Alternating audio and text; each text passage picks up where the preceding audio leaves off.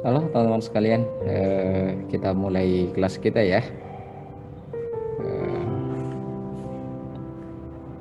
Anda silahkan bisa aktifin kamera dulu sebagaimana biasa di dalam permulaan kelas ini sampai nanti on cam ketika presentasi.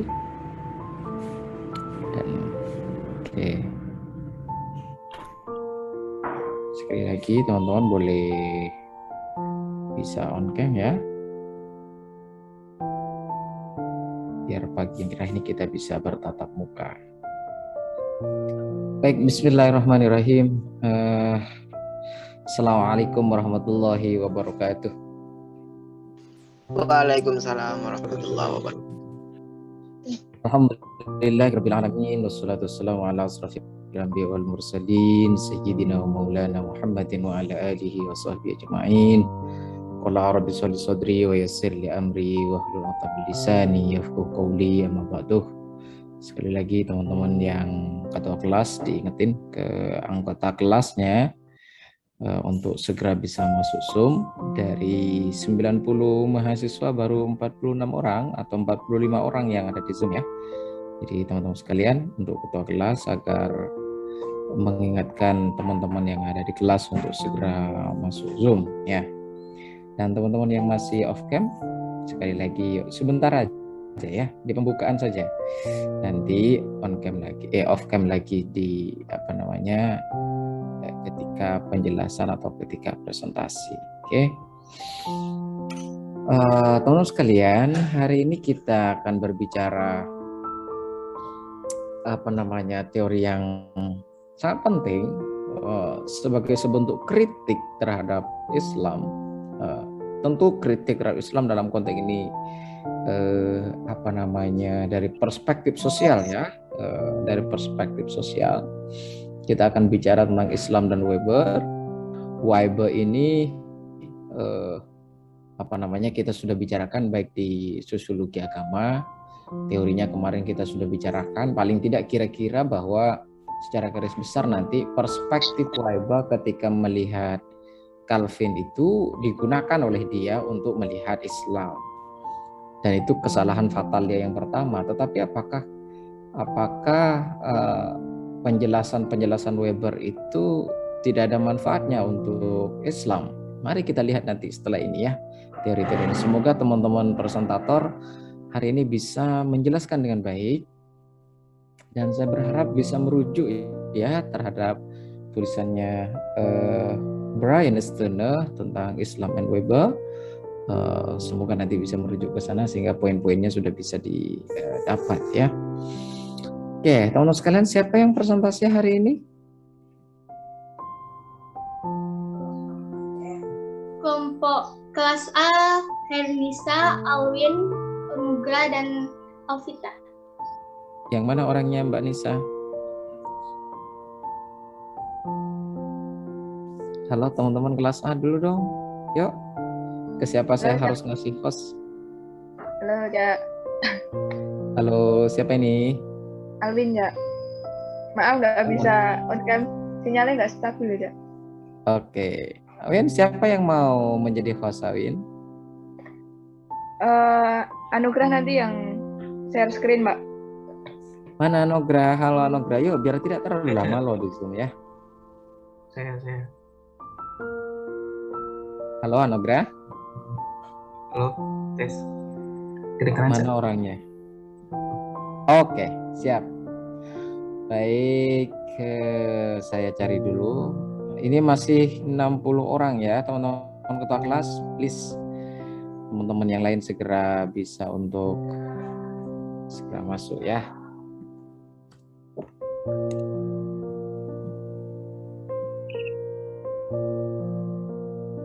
Muhammad Anugrah.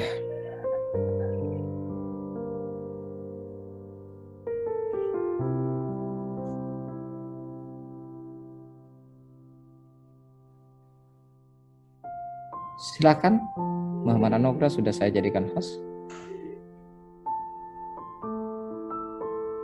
Oke. Nanti setelah presentasi boleh teman-teman off cam lagi ya, nggak apa-apa. Nanti ketika tanya jawab on cam kembali, begitu terusnya. Jadi kita menggunakan sistem semester 3 ini. Saya berharap masih semester 3 juga. Berharap semangatnya belum berkurang ya untuk belajar dan sebagainya. Baik, silahkan saya berikan kepada kelas A untuk segera presentasi. Anda boleh off cam. Silahkan. Assalamualaikum warahmatullahi wabarakatuh. Selamat pagi teman-teman semua. Yang terhormat yang sama-sama kita hormati Cak Faiz sebagai dosen pengampu sosiologi Islam dan teman-teman yang telah hadir pada pagi hari ini. Pertama-tama marilah kita panjatkan pujian syukur atas kepada Allah Subhanahu wa taala yang telah memberikan kesehatan dan kesempatannya sehingga kita dapat mengikuti acara kuliah pada pagi hari ini. Salawat dan salam tidak lupa pula buat junjungan alam yakninya Nabi besar kita Nabi Muhammad SAW. Baiklah, langsung saja mempersingkat waktu, kami dari kelas A akan membahaskan sosiologi Islam Max Weber. Saya sendiri sebagai moderator yaitu Hairunisa, beranggotakan juga Mas Anugrah, Mbak Nur Alvita, dan Mbak Sani Alwin. Oke, pada bagian pertama saya akan menjelaskan tentang biografi Max Weber. Max Weber mempunyai nama lengkap. Bisa Mas Anugrah bisa di fullin nggak screen-nya? Klik di bawah itu tanda sebelah, nah itu sebelahnya, nah itu coba klik. Sip, mantap. Silakan. Oke, biografi Max Weber. Max Weber mempunyai nama lengkap Carl Emil Maximilian Weber yang lahir pada tanggal 21 April 1864 di Erfurt, Jerman, dan meninggal di Munich, Jerman pada tanggal 14 Juni 1920 pada usia 56 tahun. Ayahnya merupakan seorang birokrat dan ibunya adalah seorang penganut Calvinisme yang taat. Akibat pemikirannya dan kritisnya, Weber dianggap sebagai salah satu pendiri awal dari ilmu sosiologi dan administrasi negara modern. Karyanya yang paling populer tentang The Protestant Ethic and Spirit of Capitalism atau Etika Protestan dan Semangat Kapitalisme yang terbit pada tahun 1904 sampai 1905, yang mengawali karir sebagai sejarawan ekonomi dan ahli sosiologi penelitiannya tentang agama Islam. Dalam bukunya ia menuliskan tentang semangat agama yang menjadi landasan kapitalisme, dalam artian yang menjadi landasan negara barat, yang menjadi landasan negara barat dan membangun kapitalisme adalah semangat Protestannya, semangat agama Protestannya. Max Weber juga mengungkapkan tentang keterkaitan konsep agama Islam dalam membangun ekonomi. Baik, selanjutnya Islam menurut Weber. Islam menurut Weber, Weber berpendapat bahwa agama Protestan Calvinisme-nya inilah yang menjadi penganutnya itu dalam membangun ekonomi yang baik, yang memiliki etos kerja yang tinggi dan memiliki daya saing. Sedangkan agama lain seperti Hindu, Buddha, agama Islam dan agama lainnya, dia berpikiran bahwa tidak memiliki potensi sebagaimana agama Calvinisme ini. Max Weber juga menegaskan bahwa agama khususnya Islam merupakan agama yang menentukan terhadap keberlangsungan dari struktur agama Islam itu sendiri. Bahkan Max Weber membahas secara khusus Islam sebagai agama monoteistik, yaitu agama yang lebih menekankan kepada praktik sosial. Islam sendiri Weber menganggapnya sebagai agama kelas prajurit, yakni agama yang cenderung kepada feudalisme, berorientasi pada praktik sosial, sultanitas, menganut politik patrilineal berkualitas, dan tidak mempunyai persyaratannya dalam mengembangkan kapitalisme. Weber percaya bahwa agama Islam itu irasional atau tidak memiliki rasional dan menentang ilmu pengetahuan, terutama pengetahuan teologi.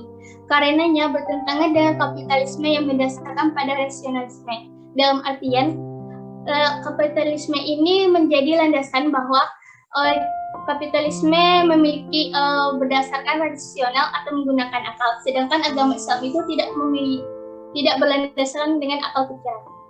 Baik, slide selanjutnya akan dipresentasi oleh Mbak Alvita. Kepadanya dipersilakan.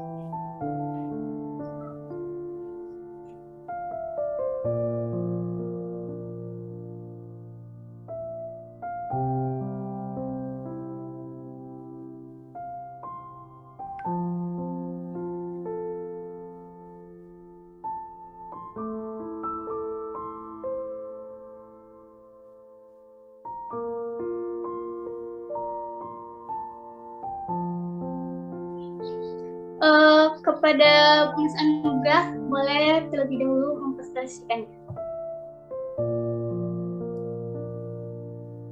Silakan teman-teman kelompok.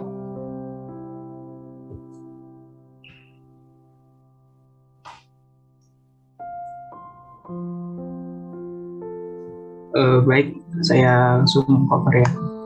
Apakah suara saya terdengar? Sudah Mas. Ya. Untuk yang selanjutnya yaitu asumsi dan teori Islam menurut Weber. Nah, dalam kajiannya mengenai agama-agama besar di dunia, Weber sendiri memberikan komentar yang cukup pedas terhadap agama Islam.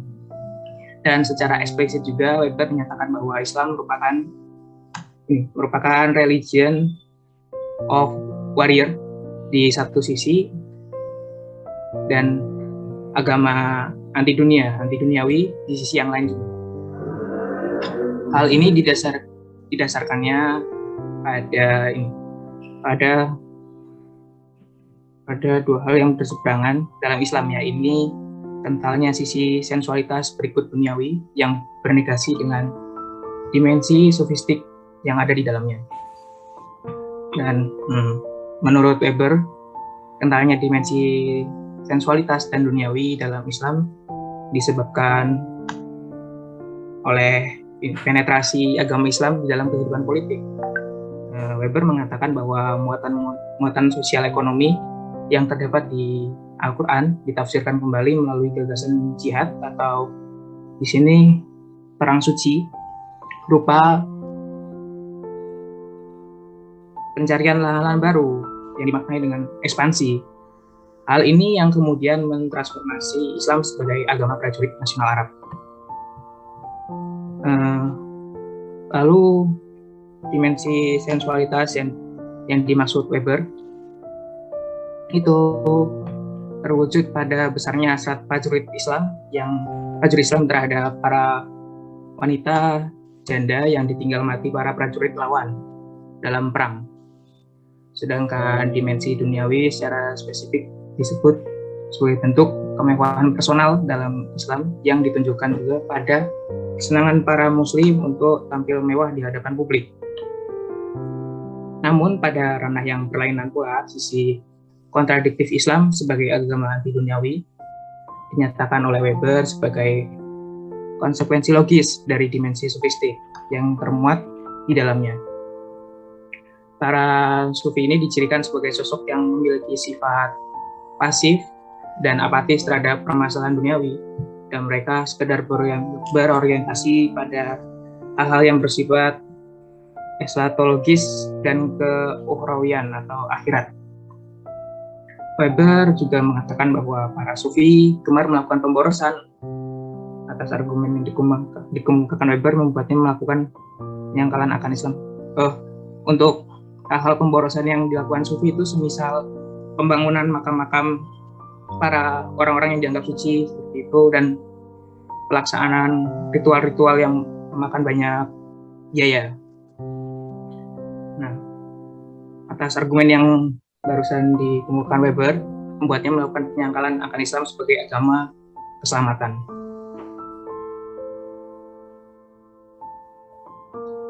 Baik, selanjutnya akan dilanjutkan oleh Mbak Alvita. Kepadanya dipersilakan.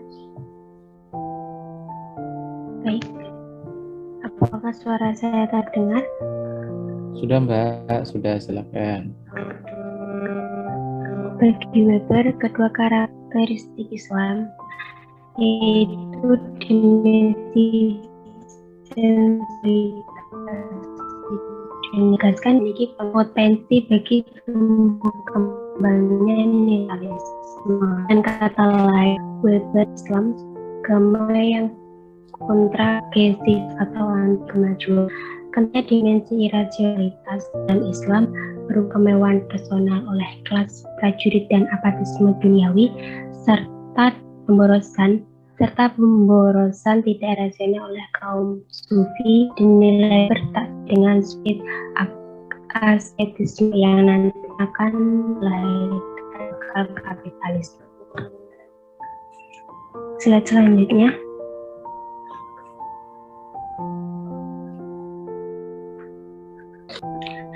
Menurut Weber, ada dua titik perbedaan besar antara etika Islam dan Calvinisme.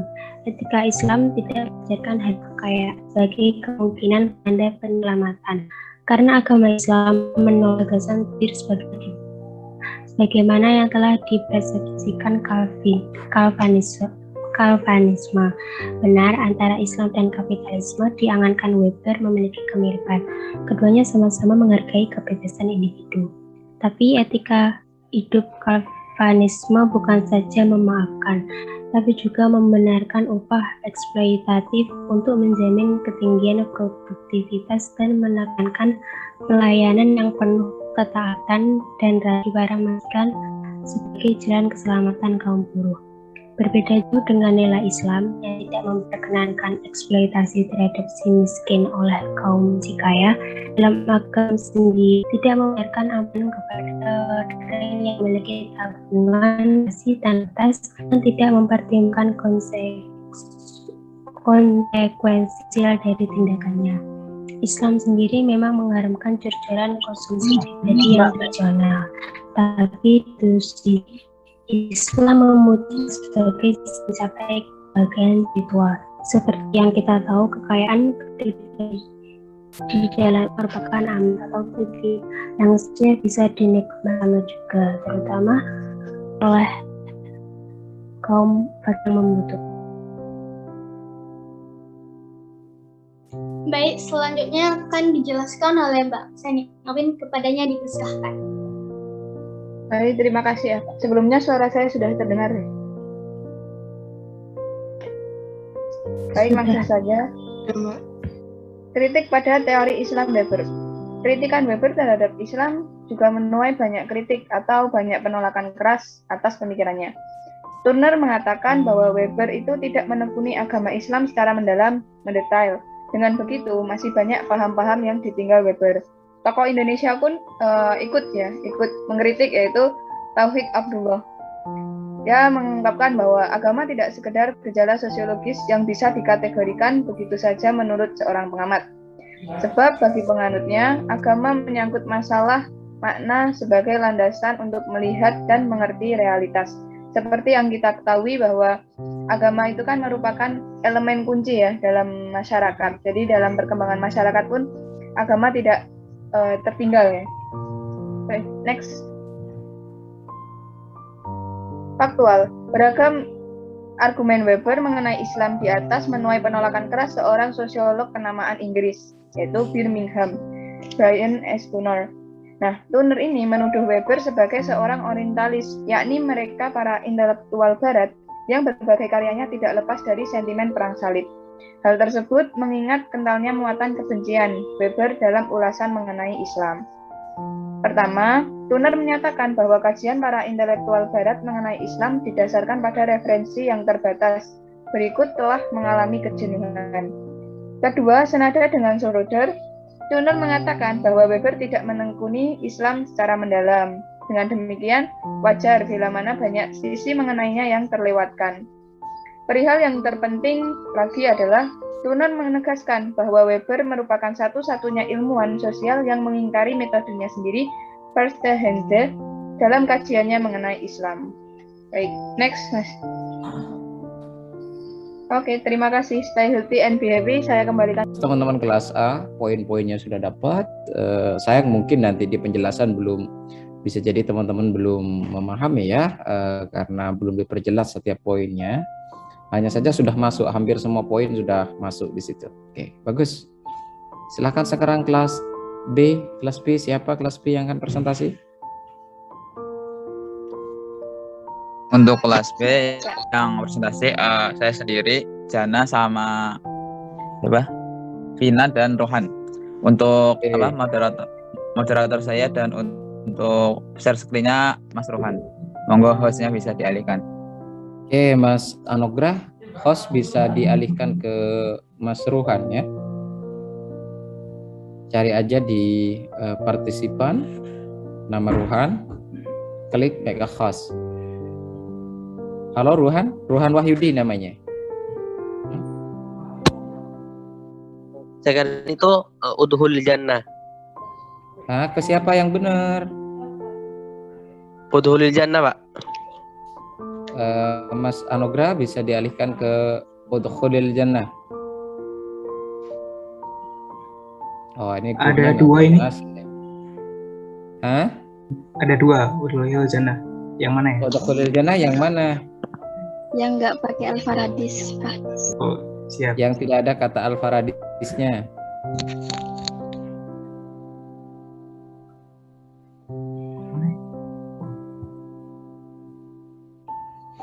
Sudah, Mas Anugrah? Sudah, Cak. Sudah, silahkan.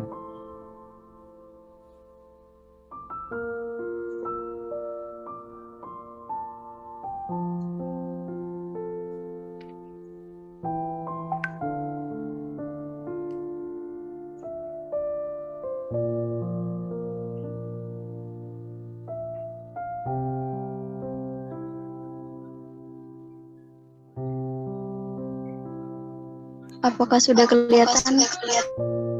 Sudah, Mbak, sudah. Silahkan. Oke, baik. Sebelumnya, Assalamualaikum warahmatullahi wabarakatuh. Assalamualaikum warahmatullahi wabarakatuh. Baik, kami dari kelas B yang beranggotakan Mbak Jana, Mbak Hasanah, Mbak Alvina, saya sendiri, dan Rohan Wahyudi akan melanjutkan presentasi tentang teori sosiologi Islam Max Weber. Baik, kita akan mulai dari profil Max Weber yang akan disampaikan oleh Mbak Jana. Dipersilakan.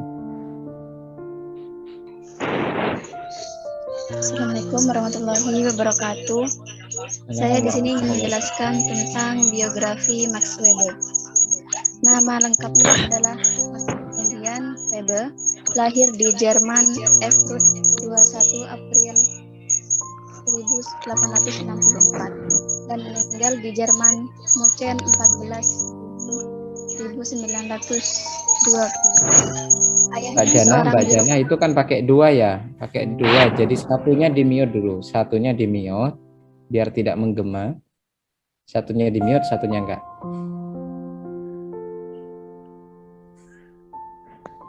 Yang mute aja dulu. Satu, yang satunya bisa dipakai.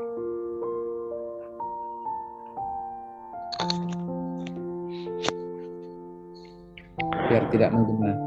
Oke, silahkan.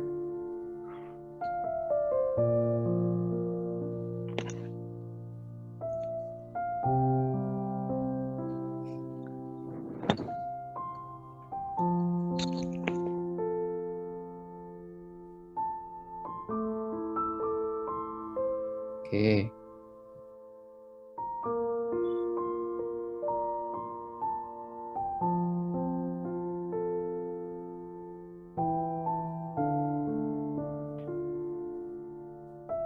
Silakan Mbak Jana.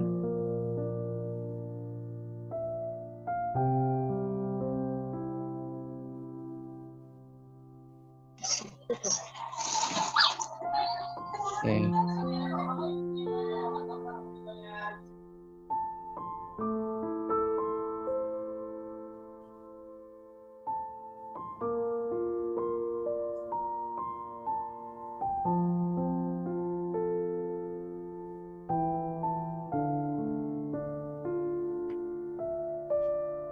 Baik, saya akan lanjutkan. Ayahnya seorang birokrat yang menempati posisi strategis dalam pemerintahan, dan ibunya seorang penganut Calvinis yang taat. Latar belakang pendidikan Weber adalah ahli hukum, politik, ekonomi, geograf, sosiolog, dan administrasi. Dan pernah di Universitas Starbuck, Kaiserin Augusta Gymnasium, dan Universitas Heidelberg dan Universitas Hamburg Berlin dan Universitas Georg August Göttingen.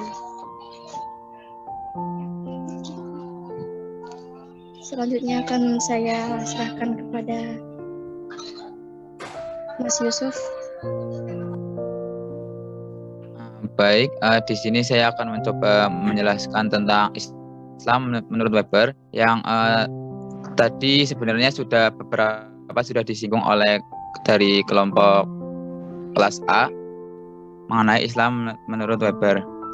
Nah, melanjutkan tadi yang dari Mbak Jana, jika kita melihat secara historis bahwa latar belakang Weber itu sangat dipengaruhi oleh kedua orang tuanya, di mana ayah dan ibunya yang secara pekerjaan ayahnya yang tadi sudah disebutkan yaitu birokrat, dan juga ibunya yang berlatar belakang secara agama yaitu penganut ajaran Calvin atau biasa hidup secara prihatin itulah, tanpa kesenangan jika didefinisikan seperti itu.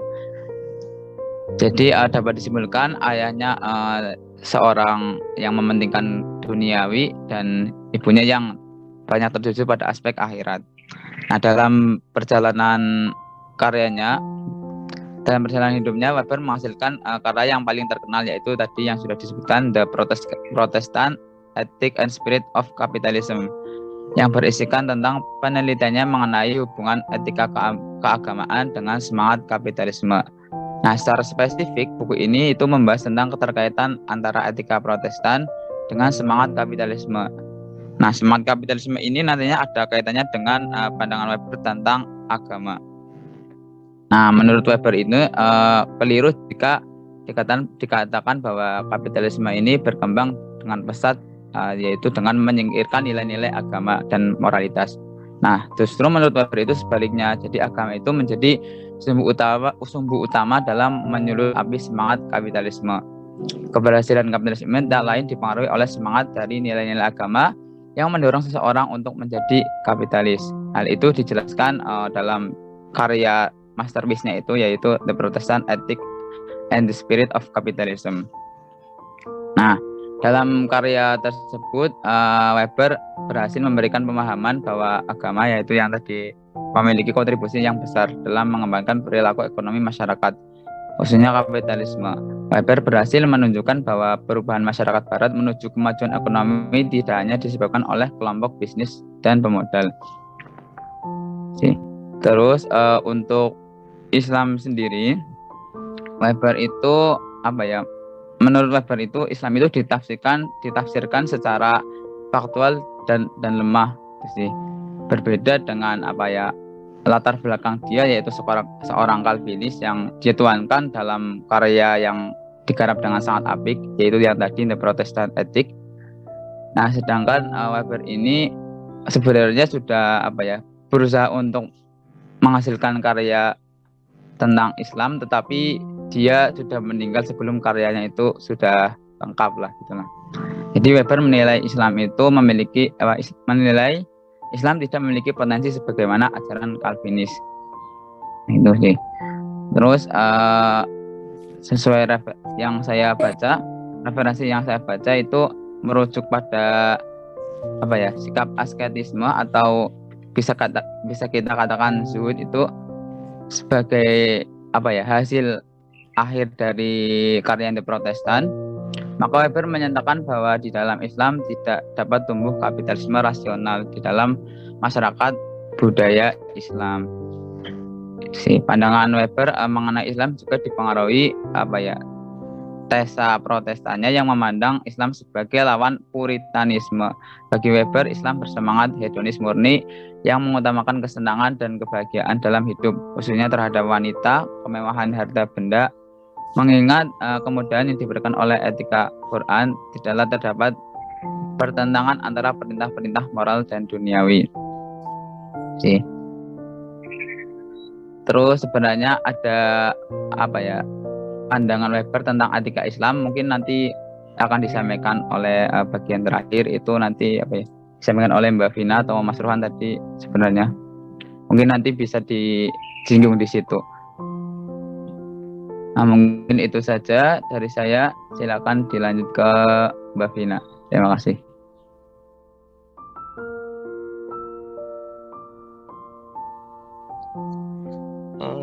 Baik, saya ambil alih. Saya di sini akan, apakah suara saya terdengar? Iya, terdengar. Baik, jadi di sini saya akan menjelaskan hubungan agama dan kapitalisme. Jadi yang melatar belakangi akhirnya kapitalisme dan bagaimana ia bisa bertahan. Misal yang disebut tadi itu ada 3. Yang pertama, kapitalisme merupakan hasil tindakan manusia, yang mana tentulah ada tindakan khusus yang dilakukan oleh kelas tertentu. Terus yang kedua, adanya etos mental khusus. Nah, yang membedakan kedua tip tersebut dengan adanya etos atau mental khusus, nah inilah yang menjadi tahapan kedua Weber, campuran unik antara motivasi dan nilai-nilai yang mencakup keuntungan. Terus yang ketiga tuh semangat kapitalis merupakan syarat kelahiran kapitalis. Yang dari mana datangnya semangat itu? Disinilah sumbangan pemikiran asli Weber, yakni semangat kapitalisme yang banyak ditemukan dalam etika Protestan, khususnya Calvinis. Weber juga melihat adanya keterkaitan antara penganut kehidupan Calvinis yang diberi pedoman oleh agama. Mereka jenis perilaku dan sikap yang diperlukan bagi kapitalisme agar bekerja secara efektif. Calvinis juga mendorong memusatkan diri pada pekerjaan duniawi dan pada saat yang sama untuk mewujudkan kehidupan yang asketik. Mungkin itu saja. Saya kembalikan ke Mbak Alvina untuk menjelaskan selanjutnya.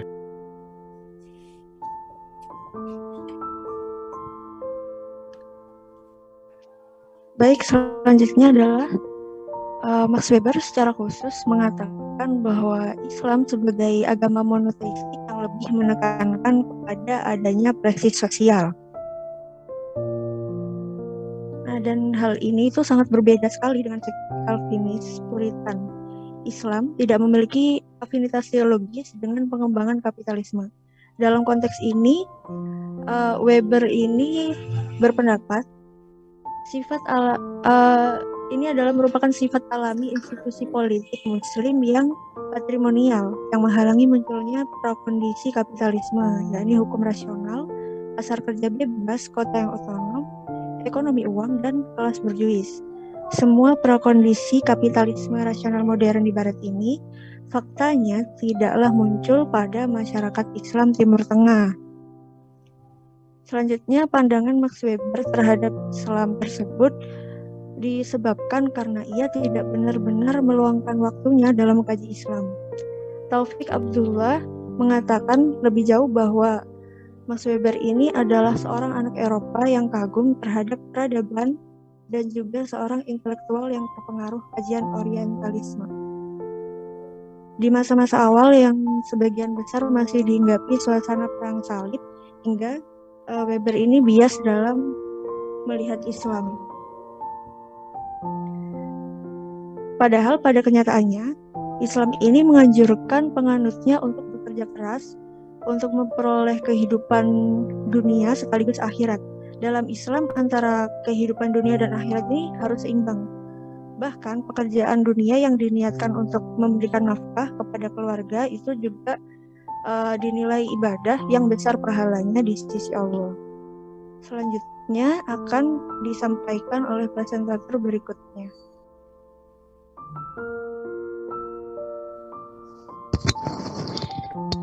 Baik, yang selanjutnya kritik teori Islam Max Weber. Dalam pemikiran Max Weber tentang Islam, yang kemudian itu dikritik oleh Brian S. Turner. Yang menurut Brian S. Turner, kajian sosiologis yang dihasilkan Max Weber tentang Islam terdiri dari dua hal, yaitu yang pertama, dalam analisa Max Weber tentang etika Islam yang dianggapnya sebagai sesuatu yang berdiri sendiri dan lepas dari analisanya dari struktur sosial ekonomi Islam. Dan yang kedua, argumennya yang juga tidak menunjukkan sebagai seorang yang mengidealisir sejarah yang ada dalam agama Islam, yang dapat dilihat dari pendapatnya yang sangat menolak setiap penafsiran psikologis tentang sejarah Islam, seperti yang sudah disinggung teman-teman sebelumnya tentang teori Islam menurut Weber, bahwasanya pada inti dari kritik Turner terletak pada dua hal. Yang pertama itu, Weber tidak menjelaskan apakah ia hendak menekankan isi hukum atau konteks politiknya, dan yang kedua itu, Weber tidak menjelaskan pula apakah hukum rasional merupakan prasyarat penting bagi kapitalisme ataukah hanya sebuah prasyarat biasa. Sekian, terima kasih.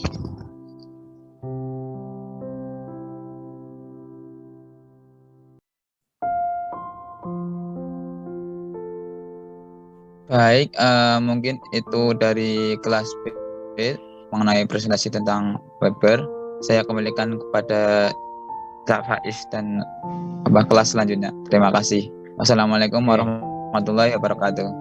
Assalamualaikum warahmatullahi wabarakatuh. Silakan kelas C, Mas Musendra. Siapa kelas C hari ini yang presentasi? Ya, Assalamualaikum warahmatullahi wabarakatuh. Assalamualaikum warahmatullahi wabarakatuh. Kelas C dari kelompok 4 yang akan share screen Mas Rifki Aryesta. Silakan Mas Yusuf untuk mengalihkan host ke siapa, Mas? Mas Rifki Aryesta. Ke Mas Rizky Aryesta. Silakan langsung dimulai ya.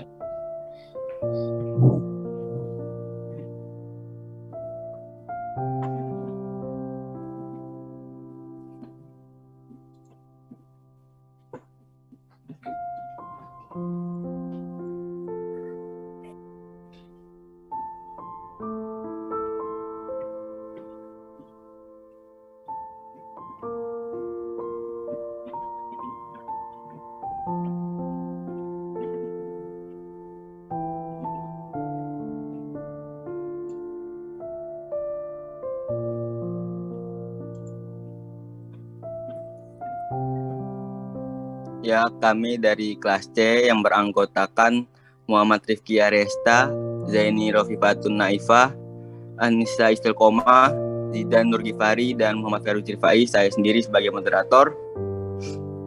Ya, bisa dilanjutkan oleh Mas Zidan sebagai penjelas pertama.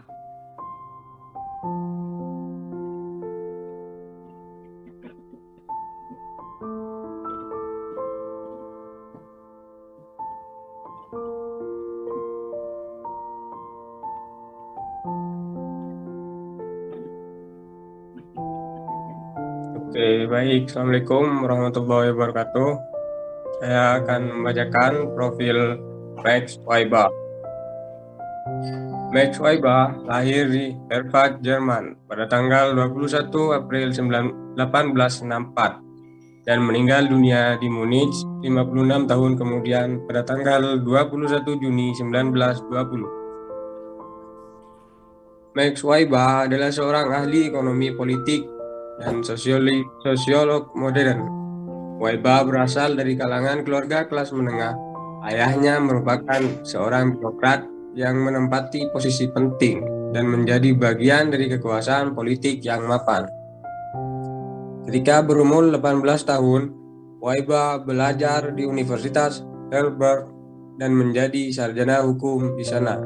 Setelah kuliah 3 semester, Weber meninggalkan Heidelberg untuk dinas militer, dan tahun 1884 ia kembali ke Berlin dan belajar di Universitas Berlin hingga 8 tahun kemudian ia menjadi pengacara dan pengajar di sana. Ketika itu, minat Weber bergeser ke ekonomi, sejarah, dan ilmu sosiologi. Di sana, Weber menjadi lebih prihatin, rajin, dan bersemangat. Pada akhirnya, Weber berhasil menjadi profesor ekonomi di Universitas Heidelberg pada tahun 1896.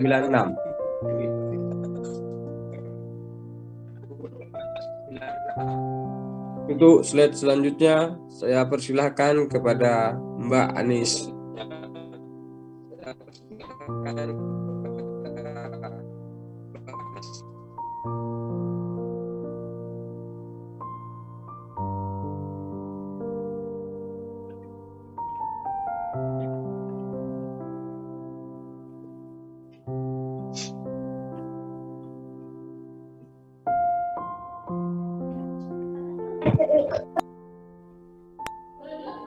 Boleh digeser dulu slide-nya, Mas?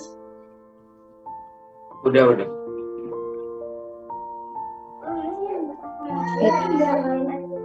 Islam menurut Weber.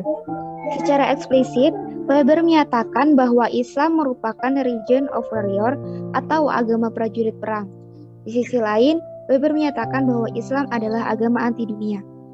Pandangan Weber ini disebabkan oleh dua hal yang saling berseberangan dalam Islam, yakni kentalnya dimensi sensualitas dan keduniawian yang bernegasi dengan dimensi sofistik di dalamnya. Weber mengasosiasikan Islam dengan berbagai hal yang bersifat barbar dan primitif. Sensualitas di sini yang dimaksud Weber ialah tertuju pada besarnya hasrat prajurit Islam terhadap para wanita atau janda yang ditinggal suaminya sebagai prajurit lawan sebagai harta rampasan perang yang sah. Sedangkan dimensi duniawi disebut Weber sebagai kemewahan personal yang mana ditunjukkan oleh kesenangan para muslim untuk tampil mewah di hadapan politik seperti berpakaian mewah, menggunakan wewangian yang menusuk, dan berbagai hal yang sebenarnya itu merupakan bentuk ibadah dan kesalehan dari muslim itu sendiri. Pada ranah yang berlainan,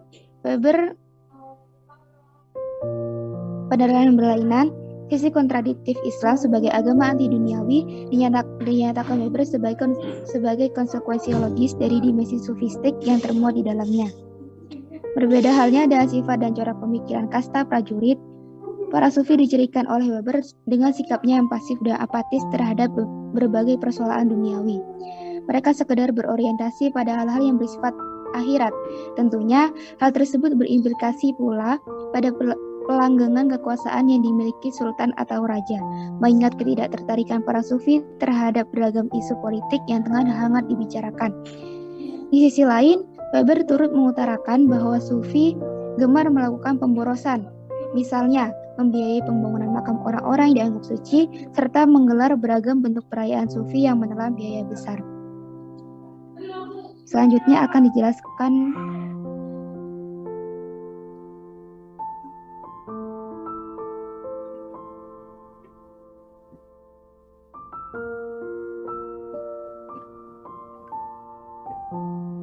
ya, selanjutnya yaitu asumsi dan teori Islam menurut Weber.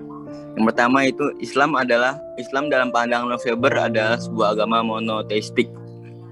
Lalu selanjutnya, Islam dianggap Max Weber sebagai agama kelas prajurit, mempunyai kecenderungan pada kepentingan feodal, berorientasi pada prestasi sosial, bersifat sultanistis, dan bersifat patrimonial, birokratis, serta tidak mempunyai prasyarat rohaniyah bagi pertumbuhan kapitalisme. Yang ketiga, Max Weber percaya bahwa ajaran yang terdapat dalam agama Islam merupakan agama yang tidak rasional dan sangat menentang pengetahuan, terutama pengetahuan teologis. Pada ranah yang kontradiktif, Islam sebagai agama yang anti terhadap persoalan yang bersifat duniawi disebutkan oleh Max Weber sebagai konsekuensi yang harus diterima dari dimensi sufistik yang termuat di dalamnya. Max Weber juga berpandangan bahwa bentuk dari sistem keuangan tuan tanah Islam terletak atau terpusat pada negara. Maka Islam kemudian berubah menjadi ideologi struktural patrimonial dan merupakan tahap awal dari perkembangan asketisme urban. Ya, bisa dilanjutkan oleh Mbak Zaini.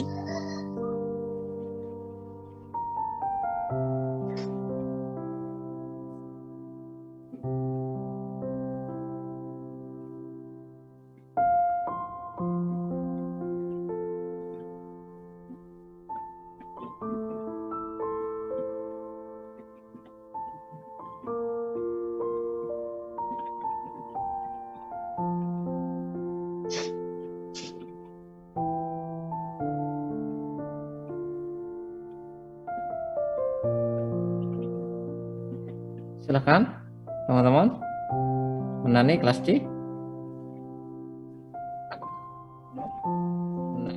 Ya, Mbak Zaini bisa dilanjutkan.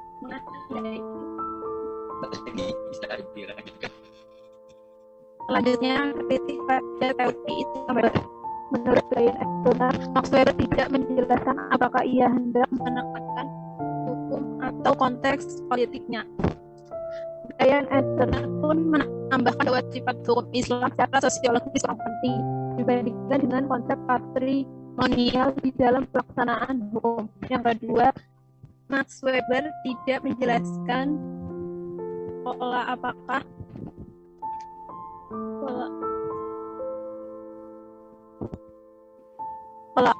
apakah hukum rasional merupakan prasyarat penting bagi kapitalisme atau hanya sebagai prasyarat biasa. Menurut Turner, dalam kaitan ini Islam telah gagal dalam membentuk hukum dan kapitalisme rasional. Namun kedua aspek dari sejarah Islam tersebut bersumber dari tatanan patrimonialnya.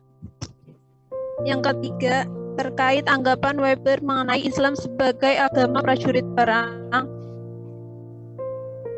Turner mengemukakan bahwa hal tersebut justru menunjukkan kentalnya dimensi rasionalitas dalam Islam. Pengklasifikasian prajurit Islam ke dalam prajurit profesional, semi profesional, kavaleri, dan lainnya telah mapan ditemuinya.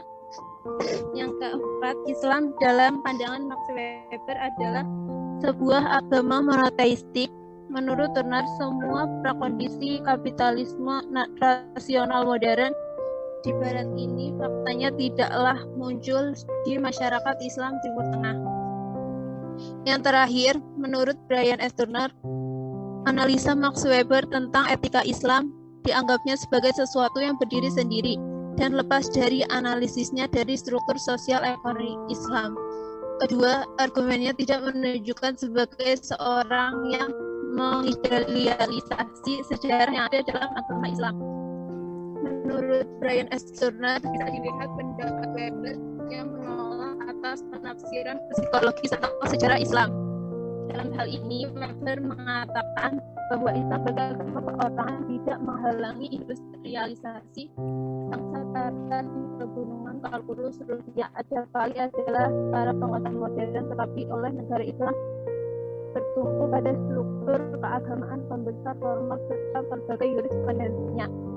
Berdasarkan ungkapan yang telah disampaikan, Max Weber menegaskan bahwa agama Islam khususnya merupakan agama yang menentukan terhadap keberlangsungan dari struktur agama Islam.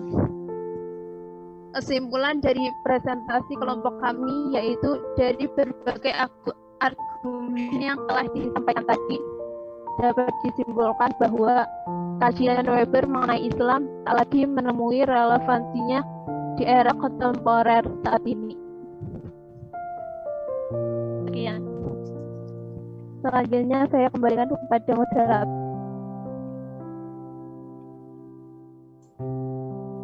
Ya, mungkin cukup sekian penjelasan dari kami kelompok 4 kelas C. Bisa saya kembalikan kepada dosen pengampuh, Cak Faiz. Silakan host dikembalikan ke saya. Teman-teman sekalian, alhamdulillah ya. Saya melihat poin-poin penting yang sudah dibahas oleh kelas A, kelas B, kelas C. Saya kira terutama kelas C tadi penjelasan Mbak Anissa Ulistiqomah kalau tidak keliru itu sangat bagus sekali ya, dan saya kira itu baru dari yang lain-lain, dan saya kira itu bagus sekali ya. Teman-teman sekalian, pertanyaan sederhananya begini kira-kira. Saya hanya ingin nanti memperjelas saja ya. Saya hanya ingin memperjelas karena secara teoritis tadi semua penjelasan baik dari kelas A, B, dan C itu sudah masuk sebenarnya. Mungkin belum, teman-teman yang mendengarkan hanya belum punya pembayangan-pembayangan dan istilah-istilahnya masih agak asing. Misalnya apa yang disebut dengan birokrasi patrimonial itu seperti apa? Apakah terjadi di kita? Gitu ya. Jadi pertanyaan yang perlu diajukan terhadap kritik sosiologi Islamnya Max Weber itu gini. Kalau memang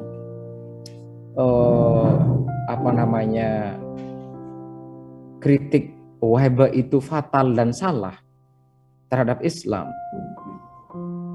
apakah tidak ada yang benar dari kritik itu ketika kita kontekkan pada kenyataan sosial Islam? Itu saya kira pertanyaan yang perlu diajukan.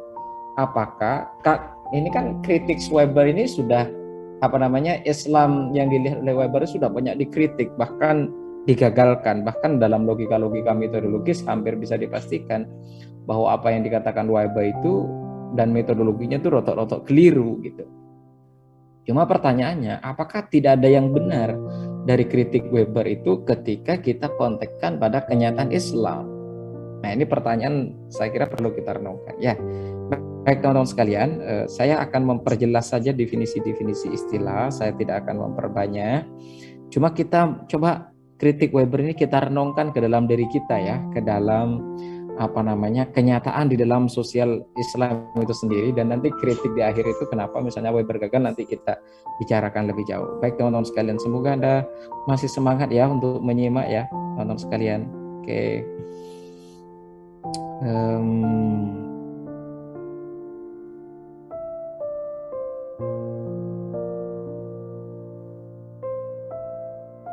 Oke, teori sosiologi Islam Max Weber, saya tidak akan bicara tentang ini. Oke, kerangka dasarnya begini, saya akan mengajak teman-teman untuk mengingat ya, untuk mengingat pikiran Weber, karena gini teman-teman sekalian, tadi sudah dijelaskan juga oleh teman-teman. Weber itu kan meneliti Calvin ya, dia sebenarnya meneliti hampir seluruh agama di dunia ya. Dia meneliti tentang The Religion of China, The Religion of India, itu dia teliti. Ada bukunya banyak sekali, itu sudah diterbitkan, bahkan sudah diterjemah dalam bahasa Indonesia. Namun kerangka yang digunakan Weber di dalam melihat agama Islam itu adalah kerangka fikir dia ketika dia melihat Calvin. Jadi apa yang ditemukan di Calvin dan metodologi sosiologinya yang digunakan untuk melihat Calvin itu dijadikan perspektif untuk melihat Islam. Di situ kekeliruan yang menurut saya sangat fatal ya dari Weber. Bersama dengan begini teman-teman sekalian, Anda orang Jawa melihat misalnya orang Makassar dari perspektif Jawa, jelas tidak akan nyambung kan. Yang ada nanti itu etnosentris namanya ya, etnosentris. Terus Anda juga orang Makassar melihat dengan pola pikir Makassar dan Makassar melihat budaya misalnya Papua, itu juga sudah tidak nyambung. Jadi itu etnosentrisme, yang ada nanti malah merendahkan, yang ada nanti malah mengecilkan, itu yang terjadi gitu. Nah, Weber ini dia punya hasil pikiran-pikiran dan metode dia di dalam melihat Calvin dan hasil-hasil studi terhadap Calvin itu dijadikan perspektif perbandingan untuk melihat kenyataan Islam. Mari kita lihat kerangka pikir dasarnya dulu teman-teman sekalian. Jadi pola pikir dia yang sederhana itu kan melihat pengaruh agama terhadap ekonomi kan ya. Itu yang paling penting kerangka dasarnya. Jadi di dalam The Spirit of Capitalism itu, The Protestant Ethic in the Spirit of Capitalism itu pada dasarnya dia melihat bagaimana kaitan agama itu dengan ekonomi. Bagaimana perkembangan kapitalisme di Eropa didorong oleh etika Protestan, kira-kira begitu. Nah, etika Protestan Calvinis itu kan kemarin kita sudah bicara ya panjang lebar di sosiologi agama itu ya. Ya paling tidak mengatakan bahwa secara singkat, orang itu ditakdirkan ke surga maupun ke neraka itu bergantung kayak kinerjanya di dunia kan gitu. Keberhasilan kerja di dunia itu juga akan menyelamatkan keberhasilan kerjanya nanti di akhirat, kira-kira begitu kan. Nah, itu kan menjadi prakondisi untuk menghasilkan etos kerja komunitas Protestan. Kemarin kita sudah belajar tentang ajaran tentang guilty atau ajaran tentang dosa gitu ya. Terus ajaran tentang no miracle, Calvin yang tidak percaya tentang mukjizat, makanya dia mengalihkan ke rasionalitas. Itu kemudian dijadikan metode oleh Calvin untuk meningkatkan etos kerja dunianya. Nah, pola pikir ini teman-teman sekalian, saya akan persingkat saja karena ini sudah kita jelaskan di sosiologi agama ya. Tapi teman-teman ingat aja penjelasan tentang kerangka pikir Weber ya ketika menjelaskan tentang kaitan agama Protestan dengan ekonomi kemarin, kita sudah bahas itu. Oke. Nah, ini ya, bersama dengan kapitalisme dari agama ini muncullah cara hidup yang baru. Apa itu cara hidupnya? Yaitu rasionalitas kalkulatif. Ini nantinya teman-teman mengarahkan ke kehidupan modern ya. Nah, di Calvin itu kan begitu. Jadi ketidakpercayaan terhadap miracle atau keajaiban, ketidakpercayaan pada mukjizat misalnya, itu akhirnya mengalihkan mereka terhadap potensi-potensi pengetahuan dan rasionalitas gitu. Dan itu nanti yang melahirkan rasionalitas kalkulatif di dalam proses keekonomian, bahkan di dalam birokrasi ya. Karena itu nanti teman-teman kalau kita lihat pikiran Weber ya, itu nanti kan etika Protestan, etika religius atau etika Calvinisme plus sistem ekonomi plus terbangunnya jejaring antara asketisme jiwa dan keseimbangan neraca keekonomian karena hidup tidak boleh boros dan sebagainya, itu yang kemudian melahirkan sikap masyarakat barat, bukan hanya ekonominya tapi juga sistem hukumnya, struktur politiknya, ilmu dan teknologi yang terlembaga di dalam kehidupan seni misalnya. Itu apa namanya yang melahirkan pola-pola pikir dan etika keekonomian yang lahir dari Protestan di dunia Barat atau di Calvin paling tidak. Nah, teman-teman sekalian, paling tidak itu ya, kemarin kita sudah belajar tentang itu secara garis besar saja. Nah, pola pikir ini teman-teman digunakan oleh Weber untuk melihat Islam. Nah, apa akhirnya hasilnya? Ketika pola pikir Protestan ini, pola pikir etika Protestan terhadap kapitalisme di Eropa itu digunakan untuk melihat Islam. Apa kira-kira hasilnya? Ini misalnya begini kata Weber. Ini ya poin pertama ya. Ada 5 poin paling tidak. Ini poin pertama. Bagi Weber terjadi pergeseran Islam. Ya, mari kita lihat apa pergeseran seperti apa menurut Weber yang terjadi. Begini kata Weber. Islam dalam pandangan Weber itu kan agama monoteistik, agama yang meyakini satu Tuhan kan. Agama itu tradisi terakhir dari Abrahamic religion. Abrahamic religion itu kan ya Yahudi, Kristen, Protestan ya dan Islam ya. Bagian dari Abrahamic religion, monoteistik. Ajaran yang apa namanya agama yang percaya pada satu Tuhan. Nah, ketika di periode ini itu perintah suci tentang Islam tidak diarahkan pada tradisi sebelumnya, namun lebih kepada penaklukan dan perang lalu meminta jizyah dari penganut agama lain. Jadi kan gini, ini kan baik kata Weber pergeseran terjadi kan. Islam itu kan hampir sama dengan Protestan, hampir sama dengan Calvin. Dia bagian dari agama Abrahamik, kira-kira begitu kan. Bagian dari agama Abrahamik yang itu diorientasikan pada ketuhanan, monoteistik. Tetapi digeser kemudian oleh umatnya, kira-kira begitu ya. Perintah suci tentang apa namanya? Perintah suci tentang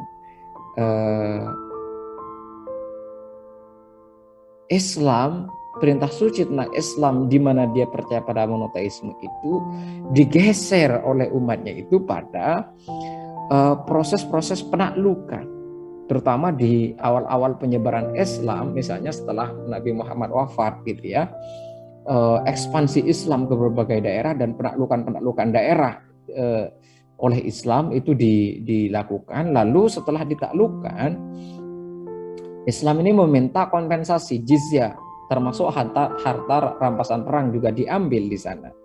Nah, itu yang terjadi, yang dipotret oleh Weber, terjadi pergeseran di situ dari monoteisme ke penaklukan.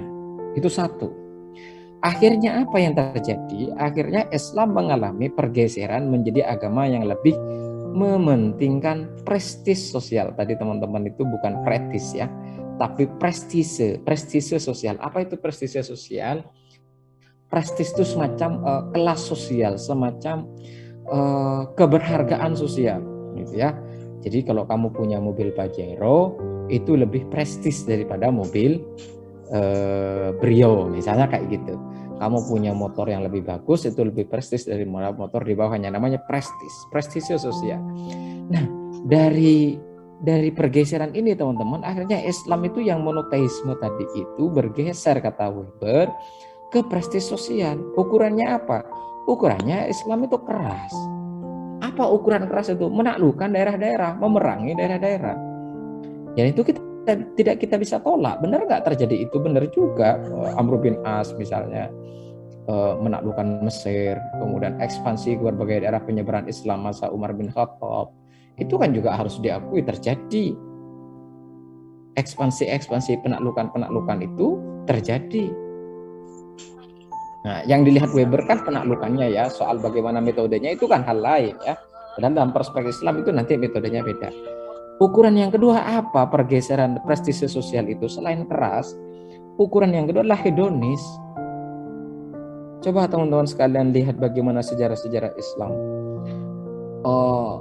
Kehidupan pasca perang itu kan hedonis. mereka bersenang-senang setelah menaklukkan.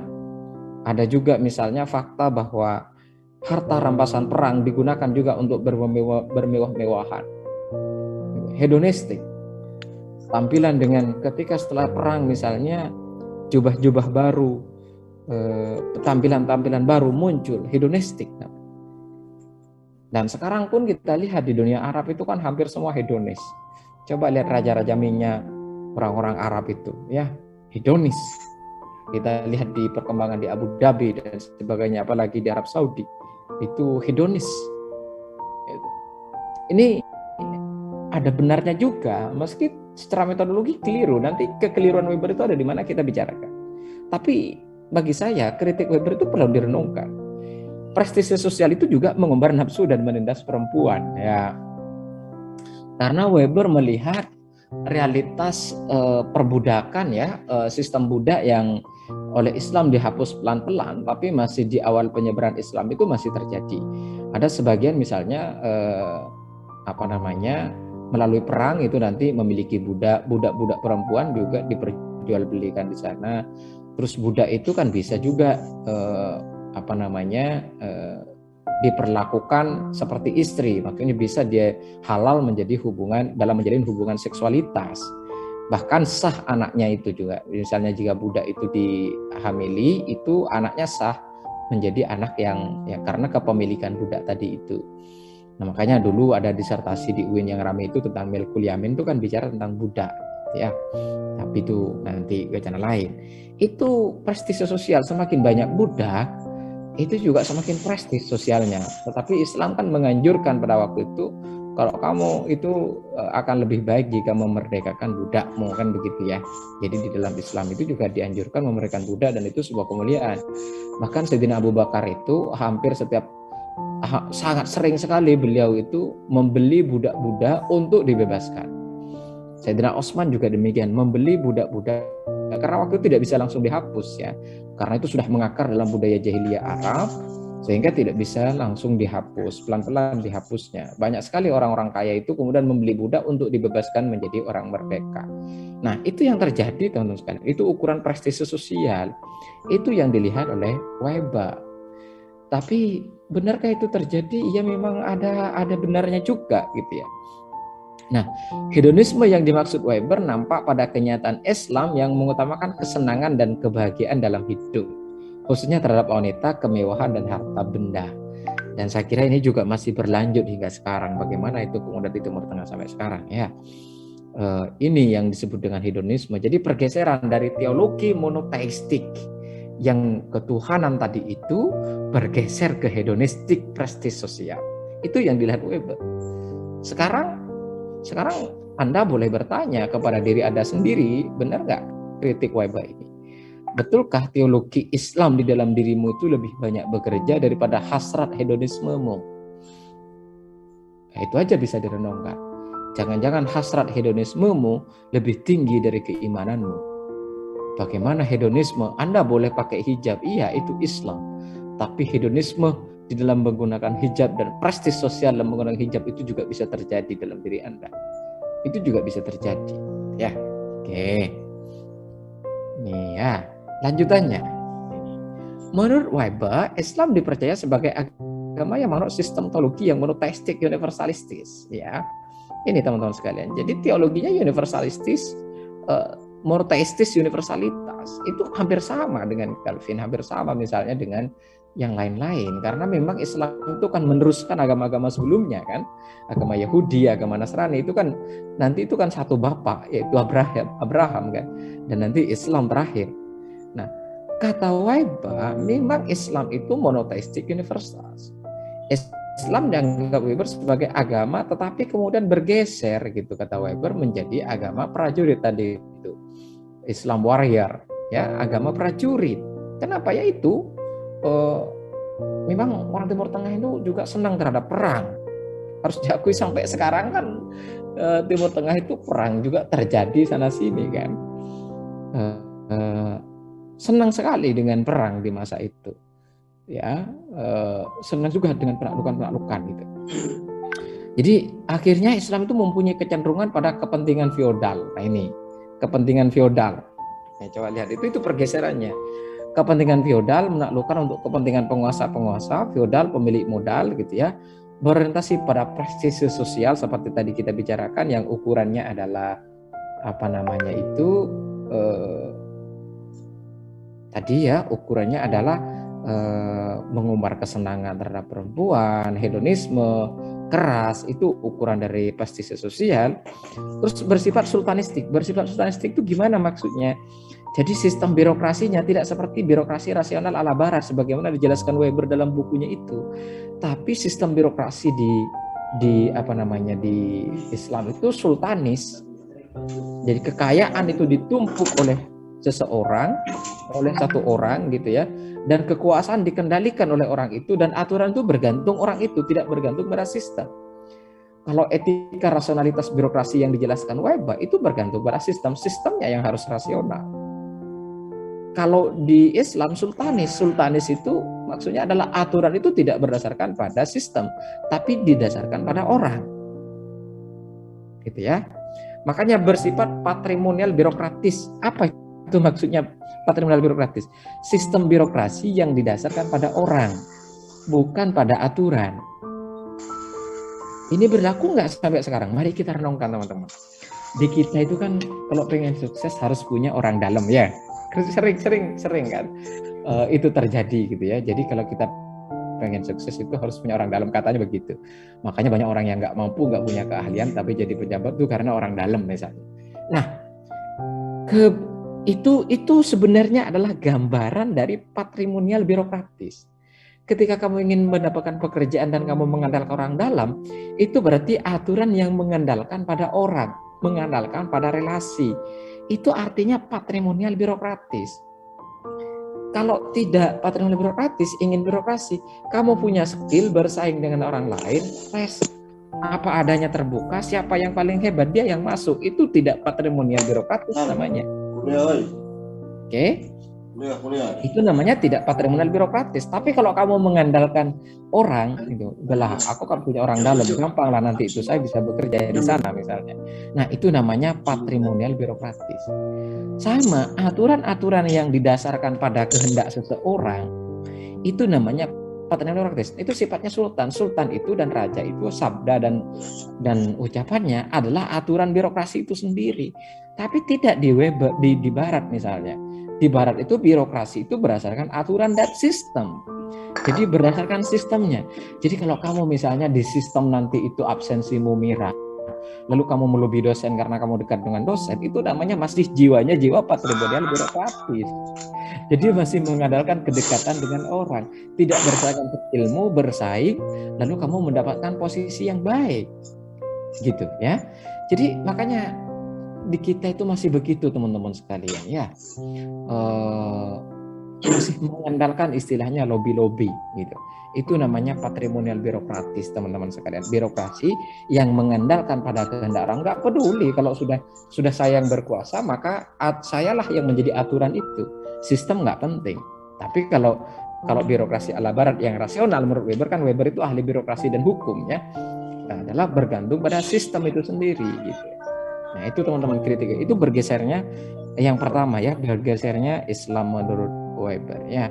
Oke, itu poin pertama. Jadi ada pergeseran ya, kritik ketika Weber melihat Islam ada pergeseran dari monoteisme universalistik ke arah hedonistik dan prestis sosial. Itu sistem birokrasinya sistem sultanis. Oke. Nah sekarang poin kedua.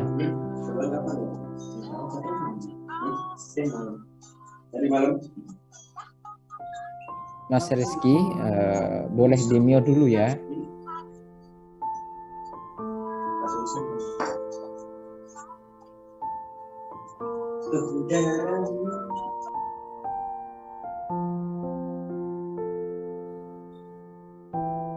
Oke, baik, saya akan lanjut. Poin kedua apa?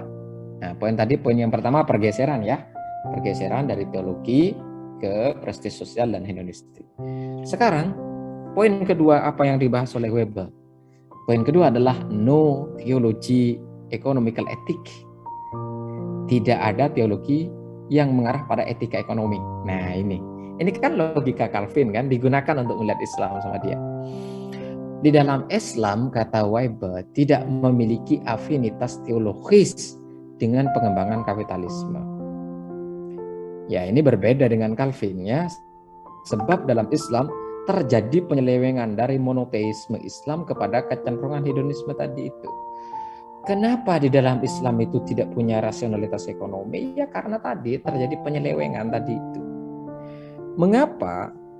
Sebab kata Weber, syariah yang ada dalam Islam itu menciptakan sebuah lingkungan administratif dan hukum yang tidak kondusif bagi pertumbuhan aktivitas ekonomi rasional. Kenapa? Birokrasinya birokrasi sultanis tadi itu, birokrasi patrimonial, patrimonial birokratis. Itu kan hukum-hukum, sistem-sistem yang mendasarkan pada orang, dan itu tidak rasional untuk pertumbuhan ekonomi. Kalaupun pertumbuhan ekonomi adalah pertumbuhan yang berdasarkan pada si sultan, pada penguasa. Jadi kroni-kroninya saja yang tumbuh ekonominya, tidak umat, kira-kira begitu. Nah, Islam bagi Weber tidak mempunyai prasyarat rohaniyah bagi pertumbuhan kapitalisme. Nah, ini kan Weber percaya bahwa ajaran Islam mempunyai sikap anti akal, tadi dijelasin oleh teman-teman, tidak rasional. Ya sampai sekarang kan perdebatan dalam Islam itu kan masih berlangsung. Kan masih banyak teman-teman yang sudahlah andalkan dalil saja, tidak perlu pakai akal, tidak perlu pakai rasionalitas. Akal itu terbatas, akal usia dan terbatas, tidak boleh digunakan di dalam melihat teologi dan Tuhan. Kalau kita kelokan rasionalitas politik, itu kan akal-akalanmu saja. Kamu kan lemah, begitu kan? Selalu begitu, sehingga kritik Weber ada benarnya juga bahwa kita ini tidak maksimal dalam menggunakan akal, karena ketika menggunakan akal itu selalu dikatakan ya itu salah gitu. Yang benar itu apa yang dikatakan oleh teks Al-Quran, itu sudah rasionalitas Tuhan. Kamu itu rasionalitasnya batas, jangan mentang-mentang menggunakan rasionalitasmu untuk itu. Nah, aspek ketidakrasionalitasan seperti inilah teman-teman yang fatalis, kemudian tidak melahirkan logika-logika ekonomi. Tidak ada misalnya, kata Weber, di dalam praktek sosialnya, tidak ada prasyarat rohaniah yang mengarahkan Islam itu untuk menjadi kapitalis dalam pengertian sejahtera secara ekonomi. Gitu. Ya padahal kalau kita lihat ajaran Islam kan banyak ya, ada istilahnya kita berdoa setiap hari, doa sapu jagat, Rabbana atina fid dunya hasanah wa fil akhirati hasanah. Itu kan ajaran Islam. Tapi apakah kita benar-benar sudah mampu menginternalisasi itu? Bagaimana ukuran kesejahteraan kita sekarang? Bagaimana kondisi umat Islam sekarang? Bahkan ada ayat wabtaghi fima ataqallahu daral akhirata wa la tansa nasibaka minad dunya. Itu kan ayat yang mengatakan ya rezeki tentang akhirat, tapi jangan melupakan nasibmu di dunia. Kira-kira begitu kan? Nah itu kan sebenarnya keseimbangan wasato kan? Ini tidak dilihat oleh Weber, tidak punya akses terhadap teks Islam. Itu kritiknya nantinya. Nah, tetapi kenyataan sosialnya bagaimana? Kenyataan sosialnya umat Islam sekarang miskin-miskin. Bisa jadi karena itu. Sekarang yang kaya-kaya itu seperti apa? Di mana dia posisinya? Sekarang yang banyak yang menjadi olega dan menjadi penguasa itu ya orang-orang keturunan etnis Tionghoa. Lihat Bakri misalnya. Lihat etnis Tionghoa punya kekuatan oligarki. Kita umat Islam di Indonesia itu berapa persen yang jadi pengusaha besar? Bisa jadi loh ya kritiknya Weber ini benar. Jangan-jangan kita tidak menjadikan iman dan dorongan keislaman itu untuk menjadi etos kerja untuk menaikkan harkat dan martabat kita di dalam proses ekonomi. Untungnya sekarang Islam mulai sadar, itulah kesadaran Islam sekarang memang baru-baru ini ekonomi Islam, ekonomi dan bisnis Islam mulai tumbuh, perbankan Islam mulai dikembangkan, itu dalam rangka untuk mendorong itu gitu ya. Ya semoga ke depan kita ini lebih bagus ekonominya. Itu kritik Weber. Jadi yang itu poin kedua ya, kritik sosiologi Islamnya Weber. Di dalam Islam itu tidak ada teologi yang mengarahkan pada etika ekonomi sebagaimana di Calvin. Itu ya, itu poin kedua. Baik, kita masuk ke yang ketiga. No rasionalitas ekonomi. Secara etik tidak ada. Poin yang ketiga adalah tidak ada rasionalitas ekonominya. Kalau tadi tidak ada etika ekonominya, kalau yang ini tidak ada rasionalitas ekonomi. Kata Weber, kurangnya Islam ketika dibandingkan dengan Calvinis, dan hal ini yang menyebabkan Islam gagal dalam etika kemanusiaan adalah apa? Dugaan kurangnya rasionalitas sosial dan ekonomi.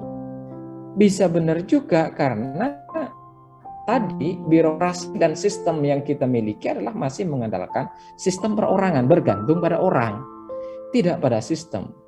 Beruntung misalnya dulu teman-teman begini ya, saya masih ingat betul karena saya ini PNS ya.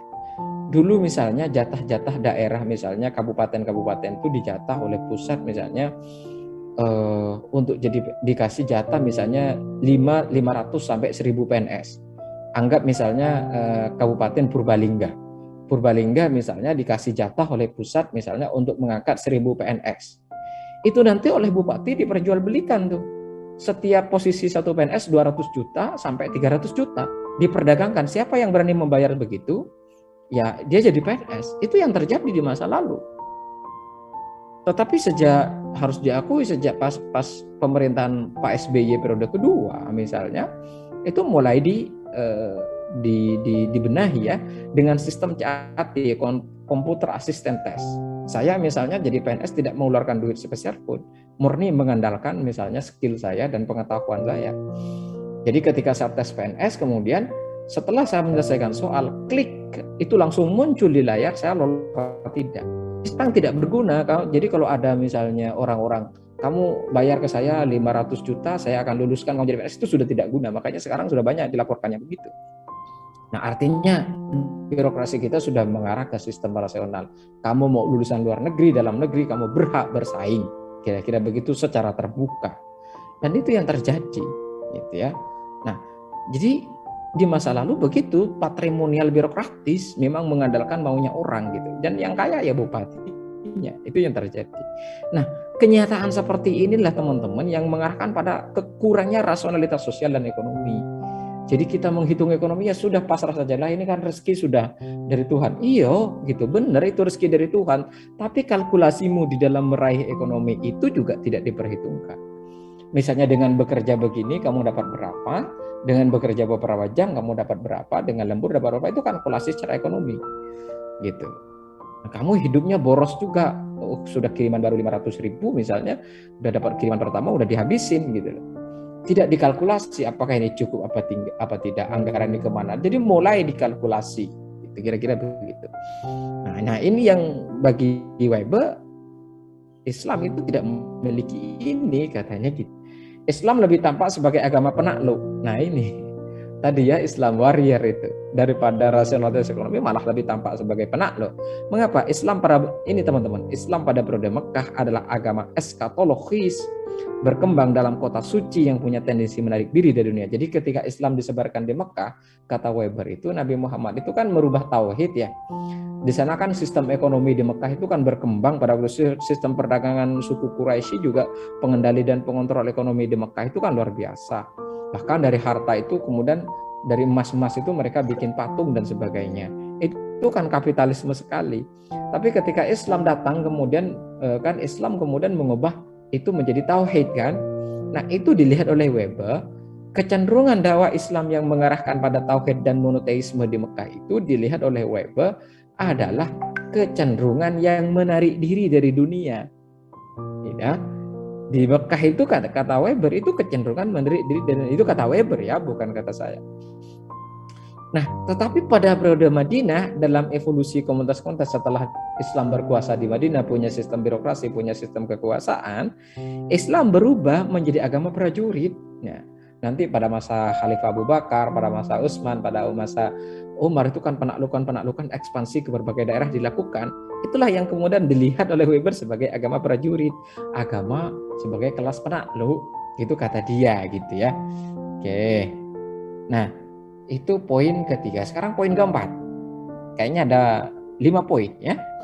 Poin keempat, teman-teman sekalian, apa kritik Weber terhadap Islam dan bagaimana Weber melihat Islam ketika menggunakan perspektif Calvin. Jadi kata Weber adalah Islam itu feudalistik dan birokrasinya patrimonial. Gitu ya. Itu poin tadi, poin pertama pergeseran ya. Ini poin keempat adalah feudalistik dan birokrasi patrimonial. Apa tadi? Pertama, Islam bersifat feudalistik dan birokrasi patrimonial. Iya, karena sifatnya sultanistik ya, khalifah-khalifah itu bergantung pada keluarga, dinasti ya. Jadi memang harus diakui di dalam Islam berkembang dinasti sebelum ke sekarang menggunakan sistem demokrasi kan. Ya harus diakui bahwa sistem demokrasi ini kan dari barat. Sebelumnya kan sistem sultan. Sistem sultan itu kan feodal. Sekarang pun sisa-sisa feodalisme di Jawa juga masih ada, Keraton Jogja juga masih berkuasa. Bahkan secara kultural juga masih banyak di daerah-daerah feodalistik. Ya, bahkan kekayaan-kekayaan hanya digunakan oleh keluarga-keluarga sultan pada waktu itu. Jadi itu sistem feodalistik itu yang kemudian tidak membuat semua orang kaya gitu. Dua faktor ini menurut Weber tidak mungkin menciptakan kapitalisme rasional. Kalau sudah feodal itu nggak mungkin. Ketika misalnya Soeharto dulu berkuasa teman-teman sekalian dan 30 tahun menjadi diktator, yang berkuasa kan keluarga cendana. Hampir seluruh aset-aset di daerah dikuasai. Tidak ada kemudian pemerataan ekonomi, tidak terlalu banyak pemerataan ekonomi itu akhirnya. Gitu ya. Yang kedua apa? Yang kedua, kondisi-kondisi militer dan ekonomi masyarakat Islam tidak memadai bagi perkembangan kapitalisme. Pendek kata, bagi Weber Islam itu anti rasional. Itu poin keempat. Nah, oke, ternyata hanya 4 poin. Nah, apa alasan-alasan Weber kemudian mengatakan demikian? Ini teman-teman sekalian, mengapa demikian? Kata Weber, alasan-alasannya mengapa bisa seperti itu karena pertama, praktek-praktek ekonomi kaum muslim yang tidak mendukung proses akumulasi kapital atau pertumbuhan kapitalisme secara keseluruhan. Memang dalam praktek sosialnya itu tidak demikian, kata Weber. Tidak mendukung pada perkembangan akumulasi kapital. Yang kedua, praktek sofistik Islam mengesankan sifat melupakan dunia. Tetapi ini perlu dibantah juga ya, banyak juga aspek sufisme sekarang itu yang kaya-kaya. Misalnya Habib Lutfi itu kan sufi, pemimpin thariqah sufi dunia, tapi mobil beliau itu ya dan kaya sekali beliau kan, mobilnya juga yang paling mahal seingat saya gitu. Itu perlu dibantah gitu. Maksud saya, tetapi dalam konteks ini tidak bisa dibantah kesemuanya bahwa hampir semua praktek sufisme itu banyak menjauhi dan melupakan dunia. Itu yang kemudian kalau di Calvin kan tidak, justru praktek-praktek asketisme itu justru mengarahkan pada etika ekonomi. Ekonominya yang di asketisme, bekerja atas panggilan Tuhan, itu kan praktek-praktek asketisme. Tapi dalam Islam cenderung melupakan dunia. Itu yang menyebabkan kemudian Islam itu anti rasionalitas dan tidak memiliki prasyarat untuk menumbuhkan kapitalisme. Yang ketiga, kata dia, umat Islam itu tidak memiliki sikap sederhana, poros, tidak hemat seperti di Calvin, tidak sederhana, foya-foya, hedonis, tidak memiliki sifat tekun di dalam bekerja, atau berperhitungan, tidak kalkulatif dalam seluruh kegiatan ekonomi mereka. Ini sudah kenapa misalnya, ini aku sudah, teman-teman sekalian, saya lagi mendorong teman-teman sosiologi agama ini untuk meneliti petani-petani di Jawa, terutama di Jogja, di Bantul itu. Habis panen, itu di Madura juga begitu itu teman-teman Madura ini. Habis panen, mereka ini foya-foya, beli ini ke pasar, enggak ini gitu ya. Enggak bisa diem, kata teman-teman petani itu ya, kalau sudah dapat duit itu kayak duit itu bergerak terus di dalam saku itu untuk kesana kemari, kira-kira begitu. Jadi tidak pola-pola investasi itu tidak ada. Kenapa? Setelah hasil panen duit itu cepat habis dan miskin kembali. Karena itu setelah panen dan dapat menjual, itu mereka tidak melakukan pola-pola investasi, tapi konsumsi, beli ini, beli itu. Dihabiskan duit hasil panen, setelah dibeli semua miskin lagi, bertani lagi. Jadi pola-pola investasi itu tidak ada. Nah, ini yang sedang saya dorong misalnya teman-teman sosiologi agama untuk meneliti itu. Ada salah 1-2 skripsi nanti yang akan saya dorong riset ke sana gitu ya. Nah, ini juga teman-teman sekalian. Jadi hidup boros, Anda tidak hemat, sudah tahu penghasilannya begini tapi foya-foyanya Anda luar biasa gitu ya. Gitu itu, sudah tahu punya hutang tapi di Instagram begitulah. Ya, tapi nggak apa-apa, itu ya eksistensi ya. Keempat, apa kata Weber mengapa demikian? Umat Islam tidak mempunyai semangat biruf itu ya, asketisme das biruf, atau calling atau panggilan ilahiyah, dan asketisme yang mempunyai afinitas dengan pertumbuhan kapitalisme. Kan kemarin kita bahas kalau di Calvinis itu bekerja itu atas panggilan Tuhan. Nah, di sini nih kata Weber umat Islam itu tidak memiliki itu, meski itu keliru ya. bahwa orang tua kita bertani itu kan dalam rangka memenuhi kewajiban dia sebagai kepala keluarga untuk beribadah dan sebagainya. Nah itu teman-teman sekalian ya. Nah praktek-praktek kita ini terutama yang ketiga ini, praktek-praktek ritual kita coba lihat di Madura, di Jawa. Kalau di Madura itu orang haji itu ongkos hajinya itu ongkos perayaannya itu lebih besar daripada ongkos hajinya. Itu kan prestise sosial itu gimana itu? Itu kan bisa direnungkan ya. Nah, baik teman-teman sekalian, itu ini terakhir ya, ini terakhir teman-teman sekalian. Kritik pada pandangan Islam Weba. Jadi kayak di pandangan Weba itu Islam tuh nggak ada baiknya kira-kira itu ya kalau dilihat dari kapitalisme, pengembangan kapitalisme dan ekonomi. Meski itu tidak dapat ditolak semua sebagai kritik, saya kira banyak terjadi.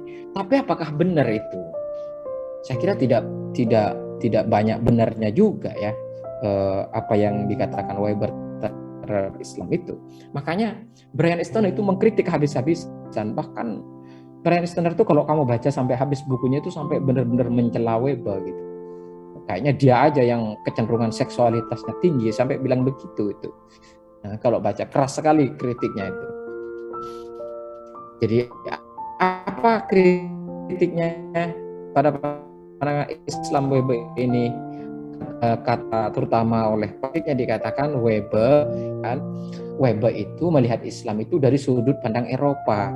Itu sudah kekeliruan yang pertama Weber. Weber itu selalu melihat Islam dari sudut pandang Calvinisme Eropa. Eropa itu selalu merasa superior, lalu melihat Timur dan Islam itu inferior. Itu yang terjadi teman-teman sekalian. Nah itu kata para pengkritiknya demikian. Jadi Weber itu dari awal itu pikirannya sudah melihat Timur itu inferior. Makanya kamu juga jangan melihat etnis lain itu dari etnismu. Jangan ukur etnis lain dari cara pandang etnismu, itu keliru. Mesti kecenderungannya nanti mengarahkan pada merendahkan, gitu ya. Jadi Weber kagum atas peradabannya sendiri. Oh, Barat itu begini, ternyata Timur itu nggak begitu, gitu loh. Jadi sudah bias dari awal Weber dalam melihat Islam. Yang kedua, data yang digunakan Weber. Data-data yang digunakan Weber itu adalah data-data kaum orientalisme. Orientalisme awal itu kan hampir melihat Islam itu rendah dan merendahkan Islam. Itu kaum orientalis. Orientalis itu apa? Orientalisme itu adalah ilmuwan-ilmuwan Barat yang memandang Timur. Nanti teman-teman ada namanya oksidentalisme. Oksidentalisme itu ilmuwan-ilmuwan Timur mengkaji Barat. Nah, orientalisme ini itu melihat Islam itu memang rendah di awal-awal, terutama orientalisme awal. Banyak sekali kemudian. Nah, tidak ada benarnya Islam itu karena masih bias perang salib. Ya, masih bias perang salib. Dia melihat melihat Islam yang sedang mengalami kemunduran kayak gitu. Ia mengikuti kecenderungan yang keluar dari masa orientalisme. Maaf, saya masih ngajar. Kenapa?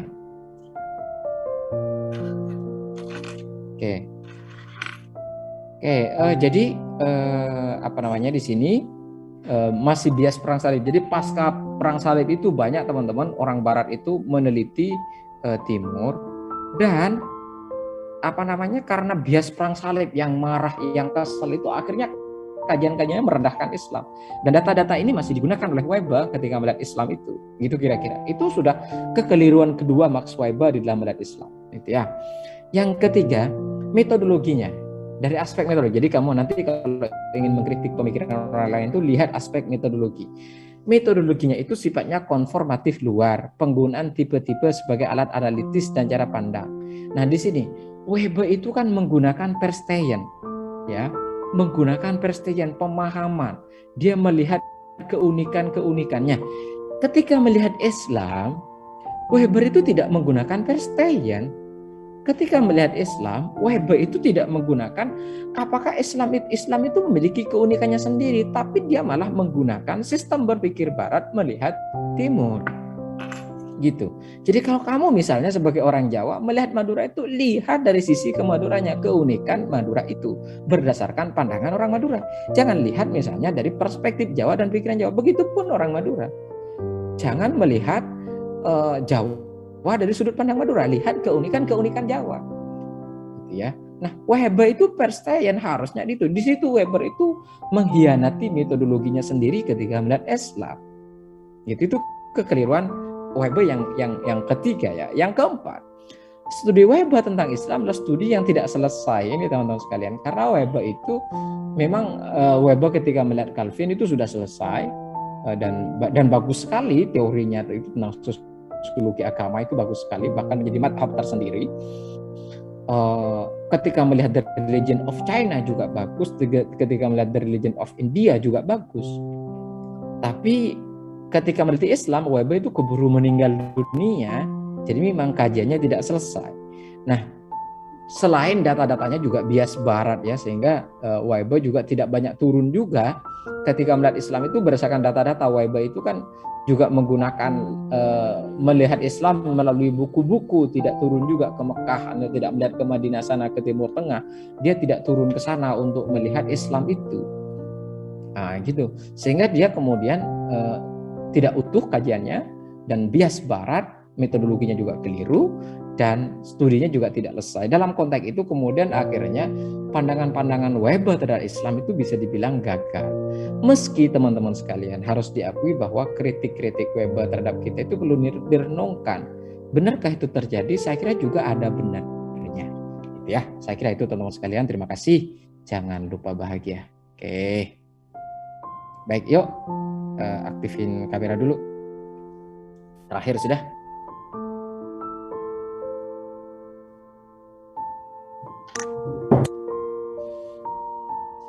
Silahkan aktifin kamera semua biar cepat selesai ya. Oke. Saya kira semoga teman-teman bisa sudah menangkap poinnya ya. Paling tidak ada 4 kritik utama ya Weber. Ada pergeseran dari teologi ke hedonisme dan realistis sosial. Yang kedua, Islam tidak punya etika tidak punya etika ekonomi. Yang ketiga, tidak punya rasionalitas ekonomi ya. Yang keempat apa tadi saya agak lupa. Nah, itu kritiknya ya. Coba sekarang mari teman-teman sekalian, kalau ada yang mau ditanyakan dulu, mau dikonfirmasi dulu, saya sarankan Anda punya buku Islam and Weber, itu tulisannya Brian Esterner teman-teman sekalian. Kalau kalian tidak punya, bisa copy punya saya. Semoga tidak termasuk bagian buku yang kemakan rayap ya, tapi kayaknya masih ada. Oke, teman-teman silahkan kalau ada yang mau dikonfirmasi, mau ditanyakan, atau mau membantah pemikiran Weber itu gimana? Ya, ada?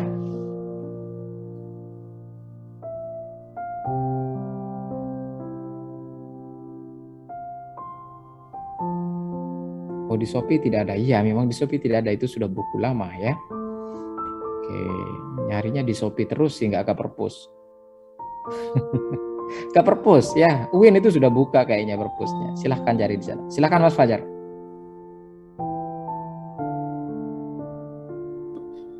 Baik, terima kasih Cak atas waktunya. Sebelumnya saya ingin bertanya tentang Weber ini. Sebenarnya tadi ada pertanyaan juga tentang konsep Verstehen, tapi sudah dijawab oleh Cak Faiz. Karena metodologi yang dipakai Max Weber ini sangat berbeda dengan apa yang ditanamkan dalam sosiologi agamanya. Ya. Kemudian pertanyaan saya terkait Weber tadi menganggap bahwa umat Islam itu tidak memiliki afinitas teologis terhadap kapitalisme. Nah, tetapi di sisi lain jika tidak ada afinitas teologis untuk spirit tentang kapitalisme, tetapi mengapa Max Weber kok menganggap Islam itu agama yang hedonis dan lain-lain sebagainya? Mungkin karena Weber melihat dari kenyataan sosial. Kemudian yang kedua, dalam melihat Islam itu tadi dianggap sebagai patrimonial birokrasi. Nah, yaitu yang berdasarkan orang atau sultanistis. Nah, berkaca dengan Barat, kenapa Max Weber juga tidak mengkritik tentang misalnya di Barat itu ada paus. Nah, dalam paus kan itu sebagai apa yang dikatakan sebagai perintah dari Tuhan, dan itu kan juga sebagai bisa disebut sebagai patrimonial birokratis. Mungkin seperti itu, Cak. Terima kasih. Oke, yang pertama tidak punya afinitas terhadap ekonomi, tetapi cenderung hedonis. Nah itu ya. Jadi ekonomi yang dilihat oleh Weber itu sistem, bukan lifestyle, bukan gaya hidup. hedonisme itu lifestyle, gaya hidup, gitu ya. Jadi yang dilihat Weber adalah sistem ekonomi, pengembangan kapitalisme, akumulasi modal di dalam ruang keekonomian dan kesejahteraan. Orang hedonis itu tidak harus kaya, miskin pun bisa hedonis kok, gitu. Jadi yang dilihat itu hedonisme dalam arti lifestyle. Mereka tidak punya pola-pola investasi dan kalkulasi rasional. Setiap memiliki harta cenderung dihambur-hamburkan, tidak hidup hemat, gitu ya. Tidak hidup hemat dan dikalkulasi secara ekonomi, tidak dikembangkan sebagai akumulasi besar keekonomian, gitu kira-kira ya. Itu Mas Fajar. Yang kedua, kenapa Weber tidak melihat teologi Katolik ya saya tidak tahu ya. Weber sudah meninggal, nanti saya cari tahu mungkin di buku-bukunya Weber, siapa tahu nanti saya menemukannya, gitu ya. Nanti atau mungkin nanti kalau kelak kita bertemu Weber, kita tanyakan bareng-bareng, gitu ya. Kita tanyakan bareng-bareng. Tapi saya nggak tahu kenapa dia tidak mengkritik itu. Tapi bisa dipahami juga kenapa dia tidak. Sebenarnya di buku The Protestant Ethic and the Spirit of Capitalism itu dia mengkritik total Katolikisme, ya. Dia mengkritik karena dia menemukan fakta bahwa umat Katolik itu pada waktu miskin-miskin dan yang penguasa ekonomi dan pengembangan ekonomi justru umat-umat Protestan. Jadi sebenarnya dia mengkritik. Kalau di buku Etika Protestan itu sebenarnya kan dia menemukan fakta awal kenapa dia meneliti Calvin itu karena dia melihat fenomenanya di Eropa itu kala itu yang kaya dan mengendalikan sistem ekonomi Eropa itu adalah keluarga-keluarga dari Protestan, sedangkan di Katolik itu justru malah miskin-miskin gitu. Itu berangkatnya dulu Weber dari situ. Itu sebenarnya bisa dilihat sebagai sebentuk kritik juga terhadap Katolikisme, gitu ya. Kalau soal patrimonial birokratis itu bisa jadi itu juga bagian dari kritik ya, bisa jadi ya. Tapi saya tidak tahu mengapa Weber tidak mengulas itu, gitu ya. Karena kajiannya ini pada Islam ya, tidak pada Katolik. Oke, saya kira itu Mas Fajar. Mbak Zaini tadi raise hand.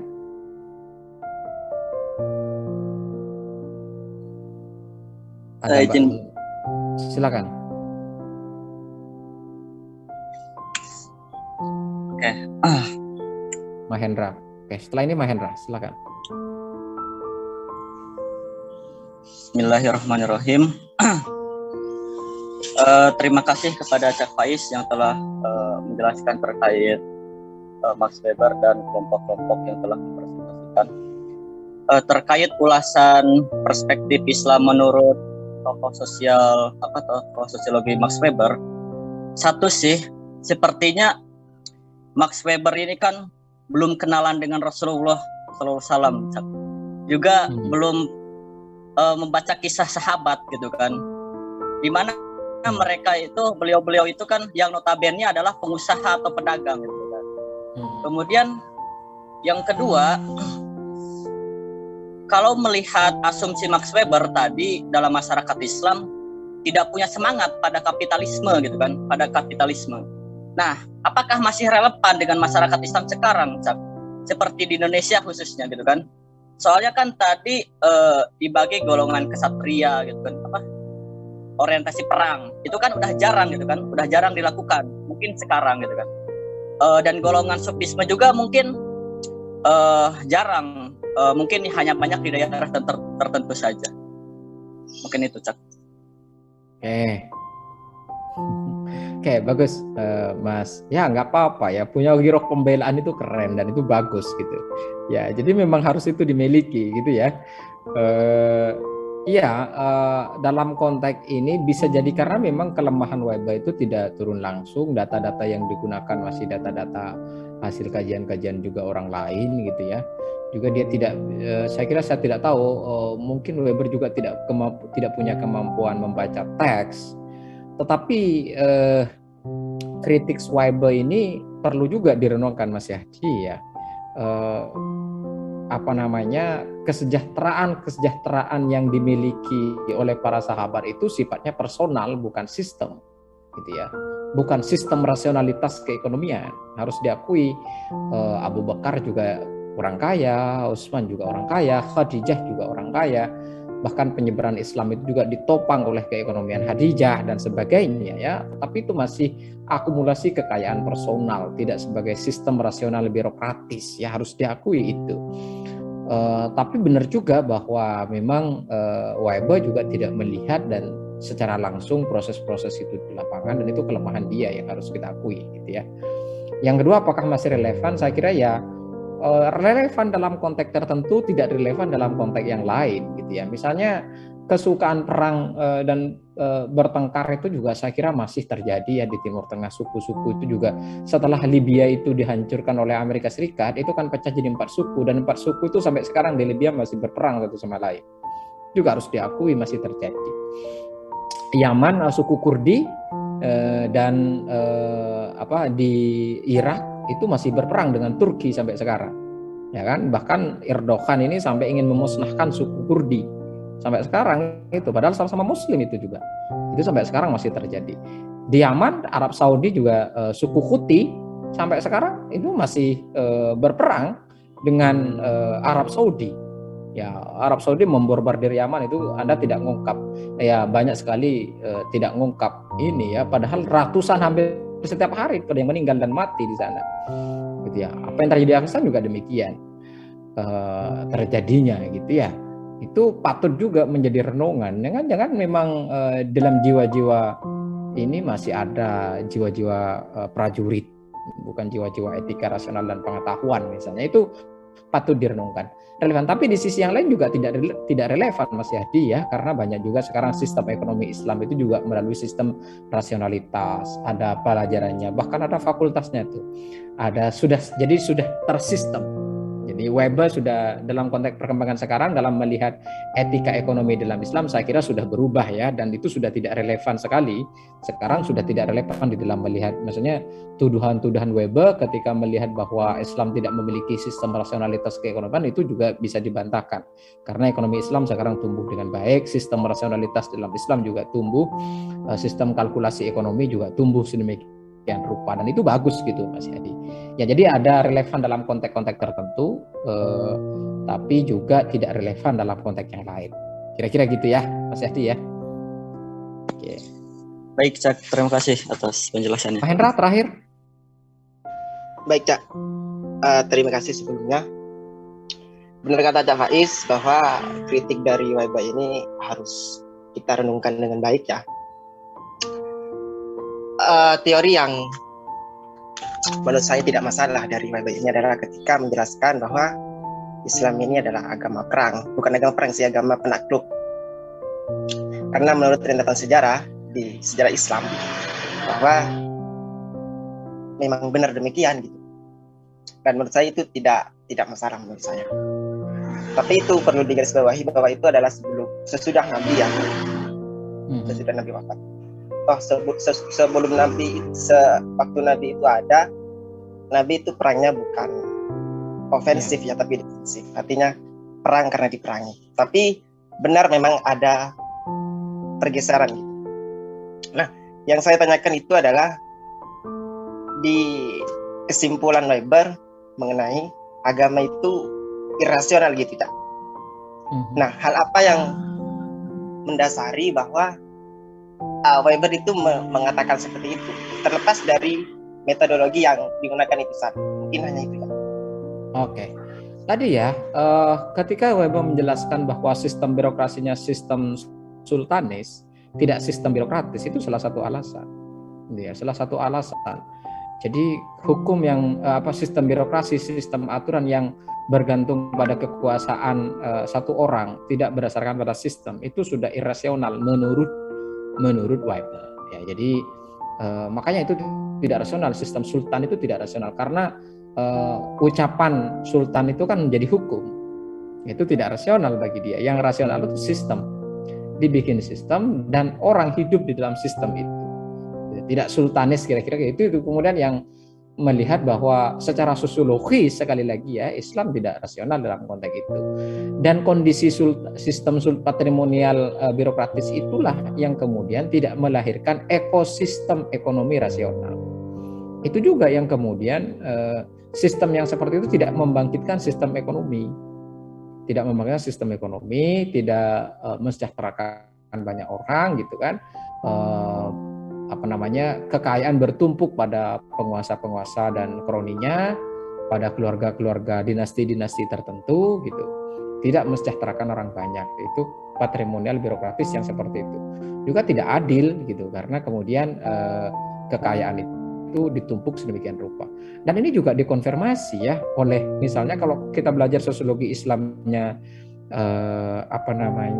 Ibnu Khaldun kemarin itu ya, bagaimana kemudian kehancuran negara-negara dinasti-dinasti Islam itu karena berfoya-foya itu juga terjadi, itu dikonfirmasi betul oleh sosiologinya Ibnu Khaldun, harus diakui itu sebagai kritik.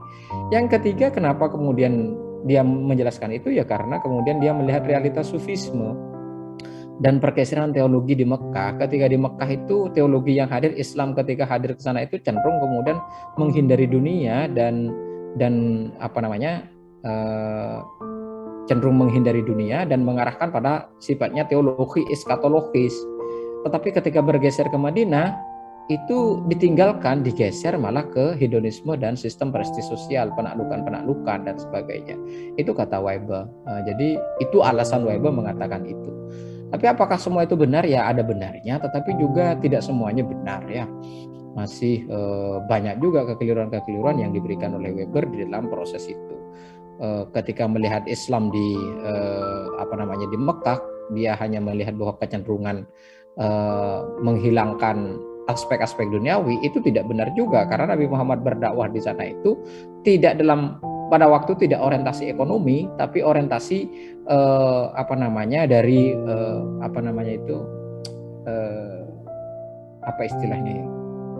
dari banyak Tuhan menjadi satu Tuhan, apa istilahnya, saya agak lupa kemarin itu. Jadi dari kemonoteisme ya. Jadi orientasinya ke sana, pengembangan sistem berpikir dulu melalui aspek ketuhanan yang banyak di sana menjadi satu Tuhan, itu tidak dilihat. Jadi aspek dakwahnya ke sana gitu, tidak dalam orientasi ekonomi, tapi orientasi berpikir dan orientasi akidah misalnya. Nah kayak gitu itu juga tidak benar. Weber terlalu simplistik di dalam mengambil kesimpulan itu. Gitu. Dan itu salah satu alasan Weber kenapa kemudian dia mengatakan bahwa Islam ini tidak terlalu rasional.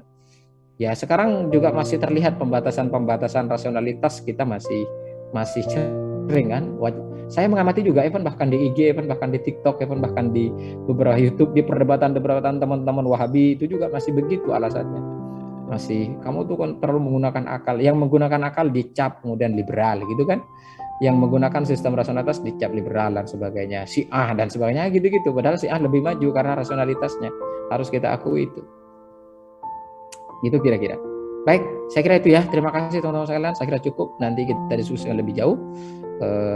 Minggu depan presentasi tentang apa minggu depan? Minggu depan apa teman-teman? Ahli syariati, Cak. Oke, nah ini ya. Besok dari Eropa, dari Weber, kita akan ke Timur Tengah, ke Afrika ya, Iran. Kita akan ke Iran, kita akan melihat bagaimana pikiran ahli syariati ya. Bagaimana itu kunjungan ahli syariati. Di video sebenarnya saya sudah memiliki video tentang ahli syariati, silakan Anda boleh tonton juga.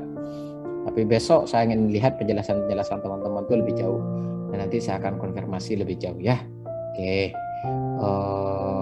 Ahli syariati, nanti setelah ahli syariati kita kembali ke Indonesia dengan Kunto Wijoyo. Nanti kita akan lihat pikiran-pikiran ala Indonesia. Baik, saya kira itu teman-teman sekalian. Terima kasih. Mari kita tutup dengan membaca hamdalah bersama-sama. Alhamdulillahi rabbil alamin. Assalamualaikum warahmatullahi wabarakatuh. Waalaikumsalam warahmatullahi wabarakatuh. Terima kasih, Cak. Terima kasih, Cak. Angkong ya. Yo.